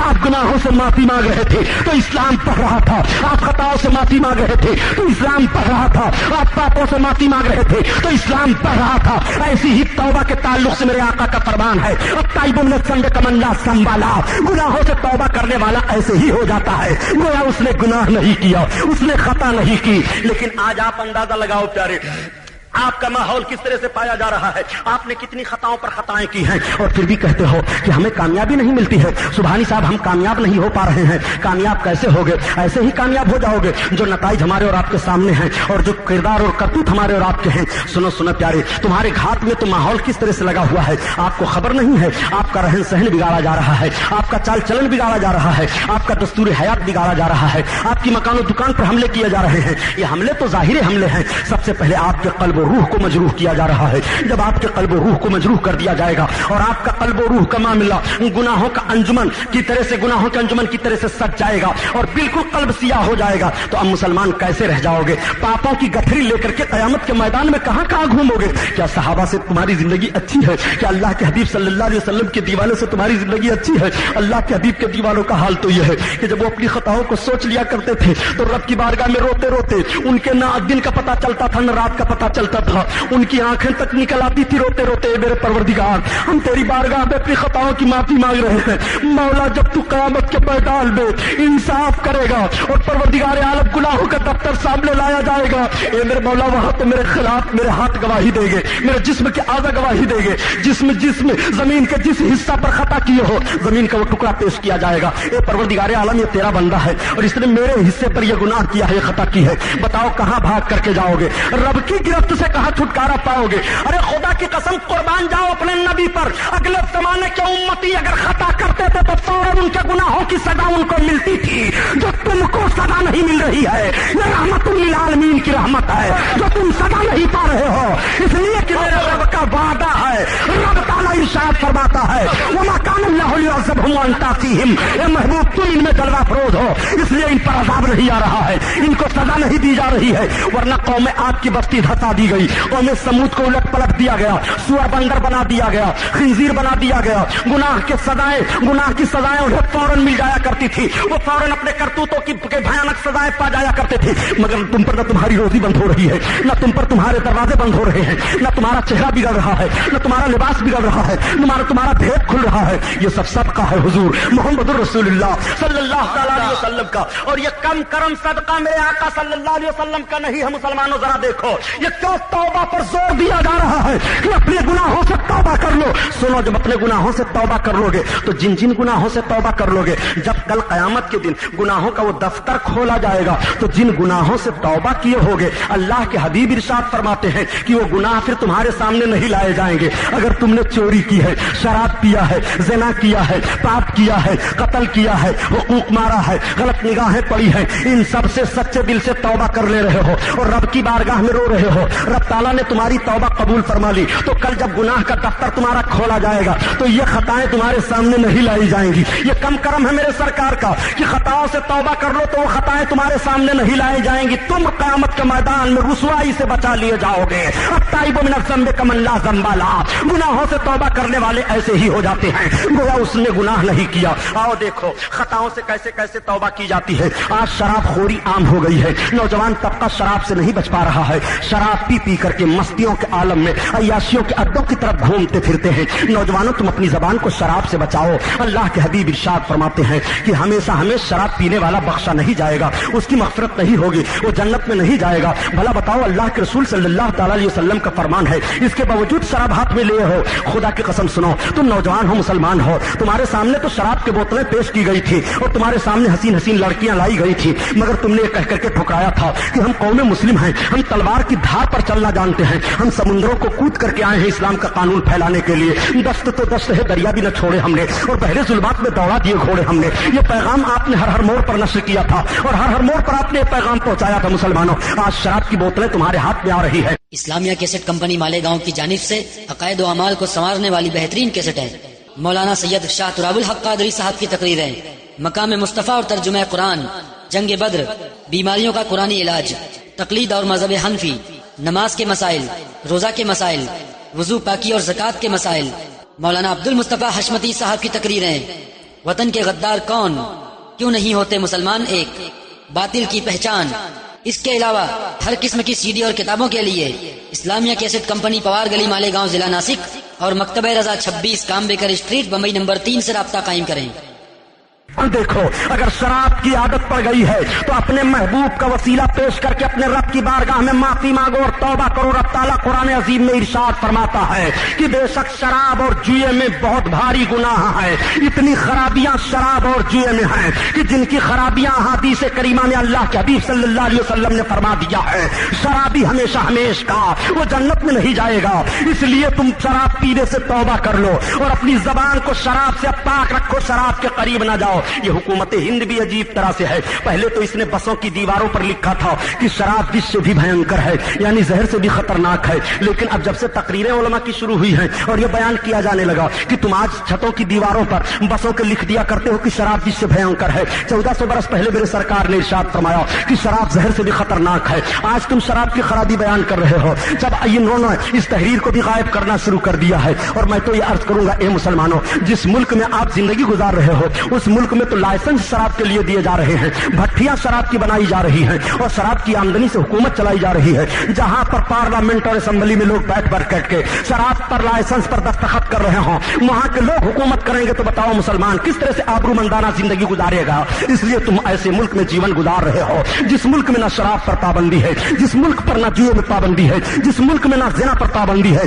जिस मुल्क में ना रंडियों पर पाबंदी है, जिस मुल्क में ना गुनाहों पर पाबंदी है। खुदा की कसम, भारत का सर्वे कीजिए और हिंदुस्तान का जायजा लीजिए तो कितने लाइसेंसी अड्डे अय्याशियों के पाए जा रहे हैं। सिर्फ 7 बड़े शहरों में हिंदुस्तान में 1,84,000 औरतें इस वक्त फरोशी का धंधा करती हुई हैं जिनको लाइसेंस दिया गया है। अब आप बताइए कि कितना भयानक माहौल है जिस मुल्क में हम और आप जिंदगी गुजार रहे हैं। शराब पीना विष से भी भयंकर है, यह आज ऐलान किया जा रहा है, लेकिन आज से 1400 बरस पहले मेरे अल्लाह के हबीब सल्लल्लाहु अलैहि वसल्लम ने ऐलान फरमा दिया था। इसलिए तुम अपनी जबान को शराब से पाक रखो, शराब के करीब कोई नौजवान ना जाए, शराब को अपने हाथ में ना ले, शराब की तरफ ना झांके, शराब के माहौल की तरफ अपने रहनो फिक्र को ना ले जाए। सुनो हजरत बिश्र हाफी रहमतुल्लाह ताला अलैह एक बुजुर्ग हैं जो बहुत बड़े शराबी थे। हजरत बिश्र हाफी इतने बड़े शराबी थे कि शराब की बहुत बड़ी फैक्ट्री चलती थी। एक मर्तबा हजरत बिश्र हाफी का एक नेक अमल जरा देख लीजिए। हजरत बिश्र हाफी शराब के नशे में धुत थे और कहीं जा रहे थे कि उन्होंने देखा एक नाला पड़ा हुआ है, कीचड़ है, उसमें एक टुकड़ा पड़ा हुआ है, उस टुकड़े पर लिखा हुआ है बिस्मिल्लाहिर्रहमानिर्रहीम। तब तक बिश्र हाफी ने दौड़ करके उसको उठा लिया और उसको धुला और उसको चूमा और चूमने के बाद अपने घर लाए, एक तख्त बिछाया, उस पर एक चादर बिछा दिया, उस पर एक खुशबू लगा दी और खुशबू लगाने के बाद उस पर उस टुकड़े को रख दिया और अर्ज किया, ए मेरे अल्लाह के नाम, तेरा मकाम यह है जिस गंदे नाले में तू पड़ा हुआ था वहां तो मुझे रहना चाहिए शराबी और कबाबी को। ए अल्लाह, ये तेरा नाम है, इसका मकाम यह है। बिश्र हाफी ने बड़ी दीवानगी के आलम में इस एहतराम को बरकरार रखा। बिश्र हाफी का एहतराम रब ताला ने पसंद फरमा लिया। सवेरे सवेरे बिश्र हाफी के शराब खाने की चौखट पर शहर के जो सबसे बड़े आलिम दीन थे वो आकर के पहुंच गए। उन्होंने आवाज दी और नौकरों से पूछा, कहा बिश्र कहाँ हैं? कहा बिश्र को क्या करोगे? कहा जाओ कह दो कि शहर के सबसे बड़े आलिम आए हुए हैं और अल्लाह की तरफ से पैगाम लेकर के आए हैं। उनको अल्लाह ताला ने इल्हाम किया कि जाओ मेरे बंदे बिश्र को मेरी तरफ से सलामती का पैगाम सुना दो, उसने मेरे नाम का एहतराम किया है। वो आकर के दरवाजे पर पहुंचे और दरवाजे पर पहुंच करके जब आवाज दिया, नौकर ने जाकर के बताया कि सबसे बड़े शहर के आलिम दरवाजे पर आए हैं और आपको अल्लाह की तरफ से सलामती का पैगाम लेकर के आए हैं, आपको आवाज दे रहे हैं। बिश्र का इतना सुनना था कि उन्होंने जूता नहीं पहना, वो नंगे पैर बिश्र भागे, इसीलिए उनको हाथी कहा जाता है। अरबी में नंगे पैर चलने वाले को हाथी कहते हैं। चुनांचे बिश्र दौड़े दौड़े आए और आलिम दीन के कदमों पर गिर पड़े, अर्ज करने लगे, हुजूर शराब खाने की भट्टी के करीब आपका आना कैसे हुआ? आप फरमाते हैं, ए बिश्र, रब की बारगाह में तौबा कर ले, मैं रब की तरफ से तेरे लिए सलामती का और अमन का पैगाम लेकर के आया हूँ, तूने कौन सा नेक काम किया है? तब तक बिश्र हाफी ने कहा, शराब की भट्टी को आग लगा दो, सारे शराब के हांडियों को उड़ेल दो, सारे नौकर निकल जाओ, जितने पैसे हैं सब खैरात कर दो, मुझे कुछ नहीं चाहिए। हुजूर, मैं आज सच्चे दिल से तौबा कर रहा हूँ और आपको गवाह बना रहा हूँ अपने तौबा पर। ए अल्लाह, मेरी तौबा कबूल फरमा ले, अब मैं शराब को हाथ नहीं लगाऊंगा। ए अल्लाह, अब शराब के करीब नहीं जाऊंगा। ए मेरे मौला, मैंने एक तेरे नाम का एहतराम किया तो तूने मुझे सलामती का पैगाम भेजा है। अगर पूरी जिंदगी में गुनाहों से नफरत करता तो तू मुझे कितना बड़ा दर्जा अता फरमा देता। मेरे परवरदिगार, अब मैं सच्चे दिल से तौबा कर रहा हूँ। हज़रत बिश्र हाफी तौबा करके अल्लाह के वली बन गए। अत्ताइबु मिन ज़ंबि कमन ला ज़ंबा लह, गुनाहों से तौबा करने वाला ऐसे ही हो जाता है, गोया उसने गुनाह नहीं किया। तो मामूली दर्जा के वली वली नहीं बने हजरत बिश्र हाफी, इतने अजीम शान वली बने हजरत बिश्र हाफी कि बिश्र हाफी से लोगों ने कहा बिश्र जूते तो पहन लो, पैर में कीचड़ न लग जाए। बिश्र ने कहा अल्लाह ताला ने इस जमीन को फर्श बना दिया है, अब मुझे शर्म आती है कि रब ताला ने जिस चीज को फर्श बना करके बिछा दिया हो मैं अपने सुल्तान के बिछाए हुए फर्श पर कदम रखूं, ये मुझसे नहीं हो सकता है। लोगों ने कहा अच्छा एक काम करो, मस्जिद में हर रोज बिश्र जाते हैं और जब ये मस्जिद की तरफ जाने लगे तो रास्ते में कीचड़ डाल दो। चुनांचे लोगों ने रास्ते में कीचड़ डाल दिया। अब बिश्र जा रहे हैं मगर उनके कदम कीचड़ पर पड़ रहे हैं, कदम में कीचड़ का निशान तक नहीं है। गैब से आवाज आ रही है, ए मेरे बंदो, जब बिश्र के दिल को मैंने कीचड़ से पाक कर दिया तो उसके पैर में कीचड़ कहां से लगाएंगे? वो बिश्र हाफी है। अत्ताइबु मिनज़ ज़ंबि कमन ला ज़ंबा ला, गुनाहों से तौबा करने वाला ऐसे ही हो जाता है गोया उसने गुनाह नहीं किया। वो तूबू अल्लाह जमिया, ए लोगों अल्लाह की तरफ मुकम्मल तौबा करो, अय्युहल मुमिनून लअल्लकुम तुफ्लिहून, ताकि तुम फलाह पा जाओ। तुम्हारा रब अपनी बारगाह में तौबा करने का तुम्हें पैगाम दे रहा है और उसके जिन बच्चों ने बंदों ने सच्चे दिल से तौबा कर लिया है और माफी मांग ली है रब की बारगाह में, अल्लाह ताला ने किस दर्जा उनको कुर्बियत अता फरमा दिया और कितना महबूब रब ताला ने उनको अपना बना लिया। खुदा की कसम तारीखें पढ़ो तो ईमान ताजा हो जाया करता है। सूद खाना बहुत बड़ा गुनाह है। आज मुसलमानों का एक तबका सूद में भी गिरफ्तार दिखाई देता है। सूद खोरी से बचना चाहिए, सूद खोरी से ऐसे बचो प्यारे जैसे आग से बचते हो। अल्लाह के हबीब सल्लल्लाहु अलैहि वसल्लम इरशाद फरमाते हैं कि जो सूद खोरी से नहीं बचता है गोया खून और पी रहा है, कयामत के दिन जब उसे सजा दी जाएगी तो इतनी भयानक सजा होगी। इसलिए तुम सूद के करीब ना जाओ, सूद का लेना भी बंद करो, सूद का देना भी बंद करो। आज कितने लोग हैं जो आमतौर से सूद को खा लिया करते हैं और इस गुनाह को बड़ा हल्का गुनाह माज़अल्लाह समझा करते हैं। अल्लाह के हबीब सल्लल्लाहु तआला अलैहि वसल्लम ने सूद खोरी से किस तरह से पाबंदी लगाई है आओ देखो। जब अल्लाह के एक दीवाने को पता चलाओ कि सूद खोरी का बड़ा भयानक गुनाह होता है तो किस तरह से सूद खोरी के गुनाह से तौबा की है आओ देखो, जरा देखो। ये हजरत हबीब अजमी रदी अल्लाह ताला अन्हु हैं। हजरत हबीब अजमी वो बुजुर्ग हैं जो औलियाए किराम में वलियों के सरदार तस्लीम किए गए हैं। हजरत हबीब अजमी बहुत बड़े सूदखोर थे, इतने बड़े सूदखोर थे हबीब अजमी कि सूदखोरी पर ये कर्जा बांटा करते थे और इनके कर्जा वसूलने का तरीका यह था कि जिस कर्ज ख्वाह के वहां जाते अगर कर्जा न मिलता और नफा न मिलता तो उतने दिन का वो हरजाना भी वसूल कर लिया करते थे। हजरत हबीब अजमी इतने बड़े सूदखोर थे, उन्होंने एक गरीब को सूद पर पैसा दे दिया था। जब टाइम पूरा हो गया उसके दरवाजे पर गए मगर वो बेचारा अपने घर पर नहीं मौजूद था। घर की औरत से पूछा, घर वाली ने बताया मेरा शौहर नहीं है। हबीब अजमी ने कहा आज तुम्हारे दरवाजे पर तुम्हारे शौहर को मैं जलील करके तब छोड़ूंगा। मेरा कर्जा ले आया है, न तो कर्जा दे रहा है न तो सूद का नफा दे रहा है। आज मैं हरजाना लेकर के जाऊंगा, भागूंगा नहीं। औरत ने देखा मेरा शौहर जलील हो जाएगा। कहा तो आपका हरजाना क्या होता है? कहा जो तुम्हारे घर हो वही दे दो, वही हरजाना लेकर के तब मैं वापस जाऊंगा। उस गरीब के घर बकरे का एक सिरा रखा हुआ था।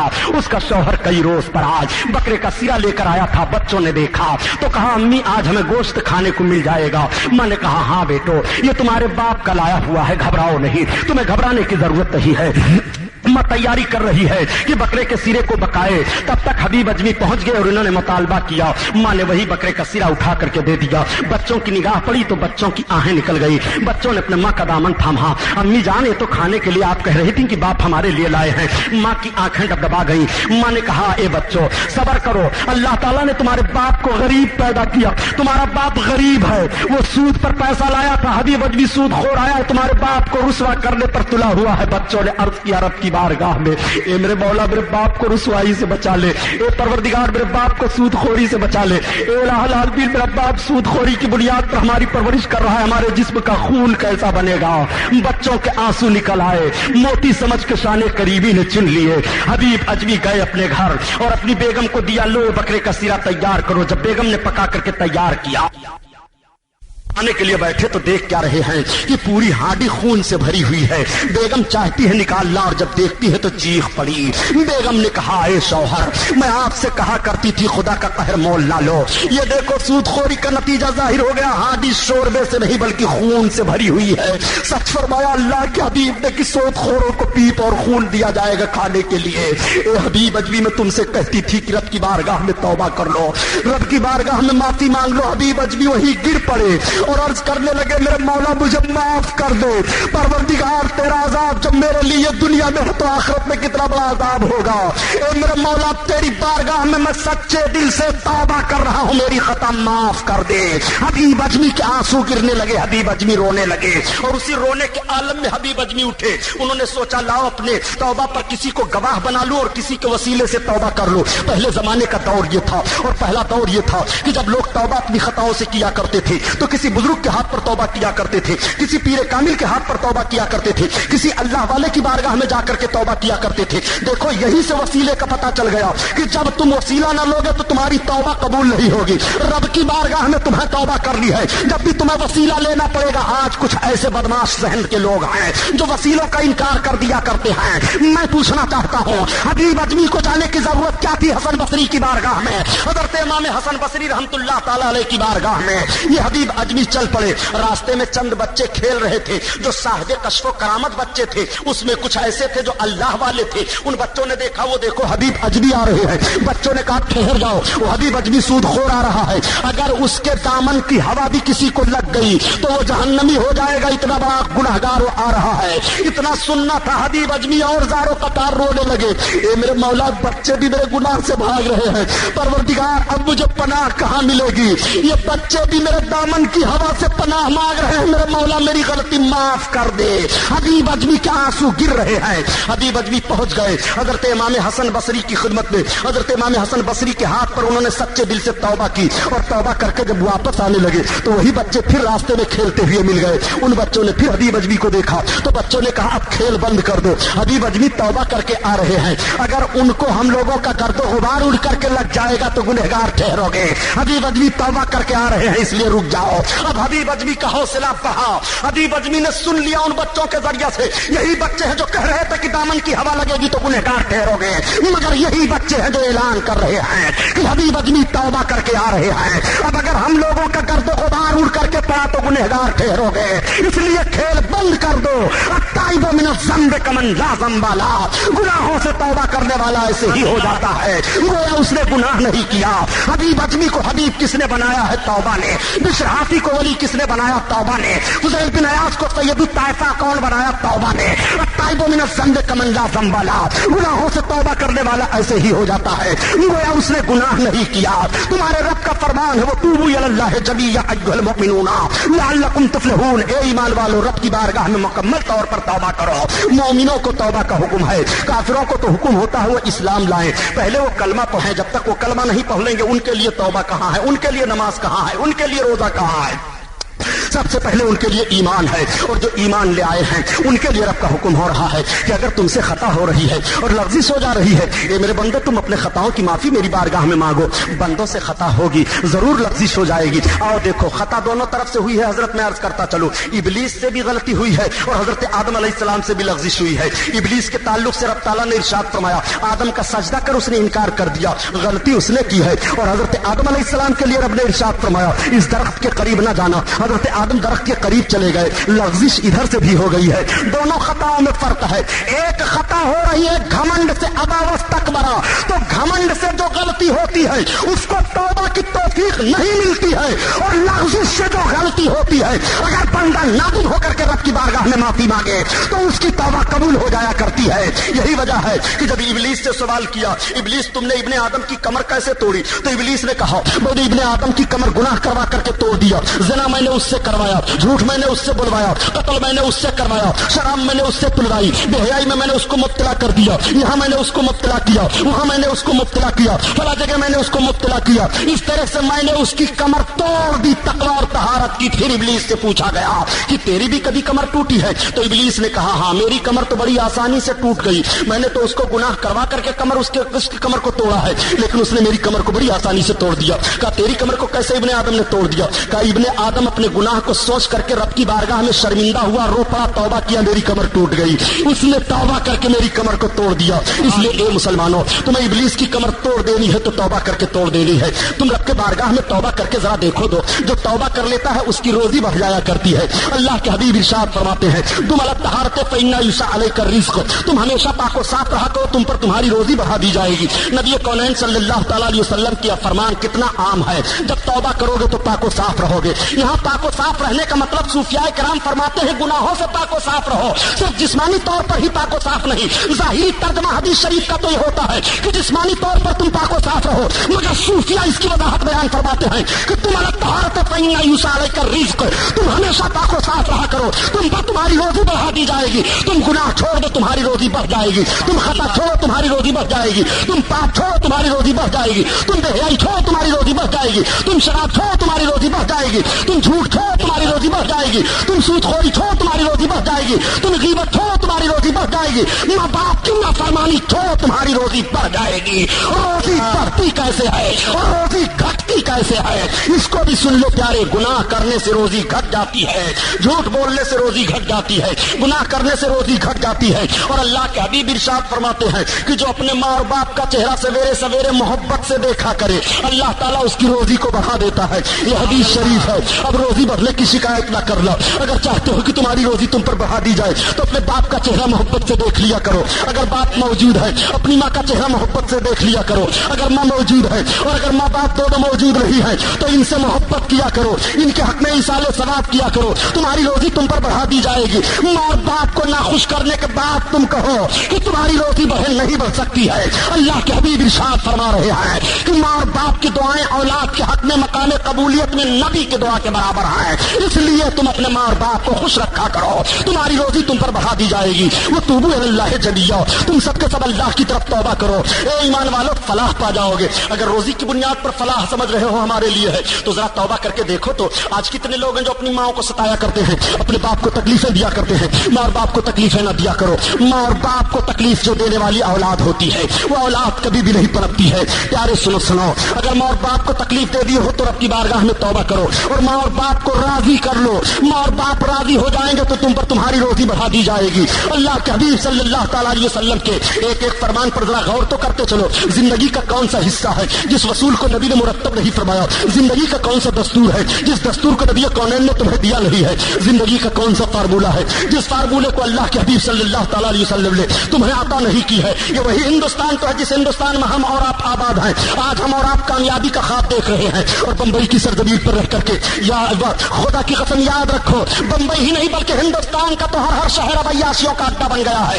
گناہوں کی اتنی عام معمولی باتیں اور عام ماحول ہو گیا ہے گناہوں کا کہ مسلمان اپنے گھر کے دروازے سے نکلے تو شرافت و تقدس کا خون ہو جایا کرتا ہے. مسلمان آپ کو ایسے ماحول میں جیون بتانا ہے, یہ وہی بھارت کی سرزمین تو ہے, ایسے ماحول میں آپ نے جیون بتایا ہے. آپ کے سامنے آپ کا تاریخ کا ایک ورق الٹ دوں, آپ تو صرف بھیانک جرائم پڑھتے ہیں, آپ کو کتابوں کے پڑھنے کا موقع نہیں ہے اور آپ اپنی تاریخوں کو پڑھتے نہیں, اس لیے آپ جان نہیں پائے. آپ کے سامنے آج سے پہلے کم گناہ نہیں لائے گئے تھے, آپ کے سامنے آج سے پہلے کم پریشانیاں نہیں پیش کی گئی تھی. ایسے ایسے گناہ آپ کے سامنے پیش کیے گئے تھے, لیکن آپ نے ان گناہوں کو ایسی ٹھوکر مار دیا تھا اور اس طرح سے آپ نے دندا شکن جواب دیا تھا. پیارے سنو, کیسے کیسے گناہوں سے آپ نے توبہ کی اور ٹھوکر مار کر کے اسلام کو بڑھایا تھا. اللہ کے حبیب صلی اللہ تعالیٰ علیہ وسلم کے مجاہدین ایک ملک پر حملہ کرتے ہیں اور دو مجاہد پکڑ لیے گئے. جب دونوں مجاہد گرفتار کیے گئے تو ایک مجاہد کو تو بادشاہ نے سزا دلوا دی اور ایک مجاہد کو وزیر نے چروڑی منتی کر کے روک لیا. بڑا خوبصورت نوجوان تھا. وزیر نے بادشاہ سے کہا کہ اس نوجوان کو چھوڑ دیجئے, اس کو ہم دین عیسائیت میں لے لیں گے اور جب یہ دین مسیحیت میں آ جائے گا تو اس نوجوان سے حکومت کے لیے کام بہت لیا جائے گا, اس لیے اے بادشاہ اس کو نہ مارا جائے. بادشاہ نے کہا سنو, یہ مسلمان ہے, مسلمان اور مسلمان پھانسی کے پھندے پر بھی مسلمان رہے گا, مسلمان جیل میں ہتکڑی پہنے بھی مسلمان رہے گا, مسلمان کو قید خانے میں ڈال دو جب بھی مسلمان رہے گا, مسلمان سمندر کی سطحوں پر تیرتا ہوا جائے گا تب بھی مسلمان رہے گا, مسلمان آگ کے شعلوں میں کود جائے گا تب بھی مسلمان رہے گا, ہر موڑ پر مسلمان رہے گا, یہ مسلمان ہے. وزیر نے کہا لیکن سلطان یہ بھی سنو, یہ عرب ہے اور عرب کو حسیناؤں سے بڑی محبت ہوتی ہے. میرے پاس ایک ایسی لڑکی ہے جو اپنے حسن کے بلبوتے پر اس کو دین مسیحیت میں داخل کر لے گی. کہا لے جاؤ. ٹھیک, اس نوجوان کو وزیر اپنے گھر لایا. اپنی لڑکی سے کہا بیٹی دیکھو اس نوجوان کو اسی شرط میں بادشاہ سے چھڑا کر کے لایا ہوں، اس نوجوان سے حکومت کا کام لینا ہے۔ لڑکی نے کہا ٹھیک۔ ایک کمرے میں نوجوان کو بند کیا گیا۔ اللہ کے حبیب کے یہ دیوانے ہیں، میرے سرکار صلی اللہ تعالی علیہ وسلم کے حیات ظاہری کا واقعہ یہ ہے، یہ حضرت عمر فاروق اعظم کے دور کا واقعہ ہے۔ اللہ اکبر۔ ان دونوں نوجوانوں کا ماحول ذرا ملاحظہ فرمائیے۔ نوجوان رات کی تاریکی میں بیٹھا ہوا ہے کمرے میں، ایک چھوٹا سا چراغ ٹمٹما رہا ہے، تب تک ایک لوڈی جا کر کے پہنچی، حسین و جمیل خوبصورت ہے، اور جیسے وہ پہنچنے کے بعد اس نے اپنے حسن کو پیش کیا نوجوان کے سامنے، مگر نوجوان ادھر نہیں دیکھا، اٹھ کر کے نماز پڑھنے لگا، نیت باندھ کر کے اپنے رب کو یاد کرنے لگا۔ وقت گزر گیا، رات پوری گزر گئی، جب دوسری رات آئی تب پھر اس نے ایسے ہی کیا، جب تیسری رات آئی تو پھر اس نے ایسے ہی کیا۔ اب تیسری رات اس نے کہا اے نوجوان، میں تم کو تو دین عیسائیت میں نہ لے سکی، لیکن تم نے اپنے دین کی طرف مجھے مائل کر لیا، اب میں فتنہ میں اور فساد میں مبتلا کرنے کے لیے نہیں آئی ہوں، میں تمہارے دین اور تمہارے دین کے قانون سے بہت متاثر ہو چکی ہوں، مجھے اسلام کا قانون پیش کرو اور مجھے کلمہ پڑھاؤ، مسلمان کر لو۔ اس نوجوان نے اسی قید خانے میں اس لڑکی کو کلمہ پڑھا کر داخل اسلام کیا۔ اب لڑکی نے کہا دیکھو ہمارا تمہارا رہنا یہاں مناسب نہیں ہے، میں گھوڑے منگواتا ہوں، اب یہاں سے نکل چلائیں۔ وہ دونوں نکل گئے گھوڑے سے۔ عرض کرنے کا مطلب یہ ہے کہ زندان خانے میں بھی مسلمان نے اپنے تقوی اور تقدس سے اسلام کو فروغ دیا ہے۔ یہ وہ قوم مسلم کی جماعت تھی کہ قید خانے میں رہ کر کے بھی اپنے تقوی اور طہارت کو نہیں چھوڑا تھا، اور تمہیں درس زندگی دیا تھا تم مسلمان قوم ہو، عیاشی کے لیے نہیں پیدا کیے گئے ہو، تم گناہ کے لیے نہیں پیدا کیے گئے ہو، تم چوری کے لیے نہیں پیدا کیے گئے ہو، تم بے حیائی کے لیے نہیں پیدا کیے گئے ہو، تم شراب کے اڈوں کو قائم کرنے کے لیے نہیں پیدا کیے گئے ہو، بلکہ اپنے تقدس سے اور اپنے تقوی طہارت والی زندگی کو ان کے سامنے پیش کرتے ہوئے ان کو بھی اپنے دامن میں لیتے جاؤ اور ان کو بھی اپنے ماحول میں رنگتے جاؤ اور ان کو بھی یہ پیغام سناتے جاؤ کہ مومن بن جاؤ تو تمہارے لیے بھی دروازہ رحمت کا کھلا ہوا ہے، کہ وہ توبوا اللہ جمیعا ایھا المؤمنون لعلکم تفلحون، اے ایمان والو اللہ کی طرف توبہ کرو تم سب کے سب فلاح پا جاؤ گے۔ آؤ سنو یہ جشن غریب نماز ہے، توبہ کی برکت سماعت فرما لو۔ دو بزرگ ایسے پائے جا رہے ہیں اولیاء کرام میں، ایک تو سرکار غوث اعظم اور دوسرے سرکار خواجہ غریب نواز عطائے رسول رحمت اللہ تعالی علیہ۔ سرکار غریب نواز عطائے رسول رحمت اللہ تعالی علیہ کا بھی سلسلہ ایسا سلسلہ ہے کہ سرکار عطائے رسول خانہ کعبہ کا طواف کر رہے ہیں، اور طواف کرنے کے بعد حضور سرکار عطائے رسول اپنی پلکوں سے مطاف کو جھاڑ رہے ہیں تو غیب سے آواز آتی ہے معین الدین کیا مانگتے ہو مانگ لو۔ عرض کرتے ہیں پروردگار میری منشا جو ہے تو جانتا ہے، معین الدین میں عطا کروں گا مانگ لے۔ عرض کرتے ہیں میرے مولا تیرے علم میں ہے، پھر ندا آتی ہے معین الدین مانگ لے۔ عرض کرتے ہیں مولا میری منشا تیرے علم میں ہے، تب تک آواز آتی ہے غیب سے اے معین الدین، اے معین الدین جا تیرے سلسلہ کے جتنے ہیں میں نے ان سب کو بخش دیا۔ تب تک عرض کرتے ہیں میرے مولا ان کی بخشش کا طریقہ کیا ہوگا؟ ندا آتی ہے معین الدین جو بھی تیرے سلسلے کا ہوگا جب تک اس کی توبہ کی توفیق نصیب نہیں ہو جائے گی تب تک اس کو موت نہیں آئے گی، میں تیرے سلسلے کے ہر فرد کو توبہ کی توفیق دے دوں گا تب اس کو موت آئے گی۔ یہی سلسلے چشتیہ کی بڑی عظیم برکت ہے اور یہی سلسلے قادریہ کی برکت ہے۔ دو ہی بزرگ تو ایسے ہیں، سرکار غوث اعظم نے بھی فرمایا ہے کہ میرا نام لیوا سچا دل سے جو رہے گا وہ اس وقت تک نہیں مرے گا جب تک اس کو توبہ کی توفیق نہ نصیب ہو جائے۔ تبھی اعلیٰ حضرت عظیم البرکت کہتے ہیں کہ قادری کا قادریوں میں اٹھا عبد القادر قدرت نما کے واسطے، اور سرکار عطائے رسول غریب نواز فرماتے ہیں کہ میرا نام لیوا جو محبت سے رہے گا جب تک اس کو توبہ کی توفیق نہیں مل جائے گی تب تک اس کو موت نہیں آئے گی۔ یہی وجہ ہے جو جشن غریب نواز منایا جاتا ہے۔ اسی لیے اعلیٰ حضرت کے بھائی استاد سمن علامہ حسن رحمت اللہ تعالیٰ علیہ بیان فرماتے ہیں اے ہندوستان کے مسلمانوں تمہیں گھبرانے کی ضرورت نہیں ہے، تم اپنے غربت و افلاس کی شکایت کیوں کرتے ہو، تم اپنے پریشانی کی شکایت کیوں کرتے ہو؟ سلطان الہند تمہارے ہیں، غریب نواز تمہارے ہیں، غربت کا جنازہ وہاں سے نکل رہا ہے، افلاس کا جنازہ وہاں سے نکل رہا ہے، مصیبت کا جنازہ وہاں سے نکل رہا ہے، پریشانی کا جنازہ وہاں سے نکل رہا ہے، بھیانک ماحول کا جنازہ وہاں سے نکل رہا ہے، دشواریوں کا جنازہ وہاں سے نکل رہا ہے۔ جب ہمارے پاس غریب نواز ہیں اور ہم غریب نواز کے ہیں تو ہمارا نعرہ یہی ہونا چاہیے کہ خواجہ ہندو در بار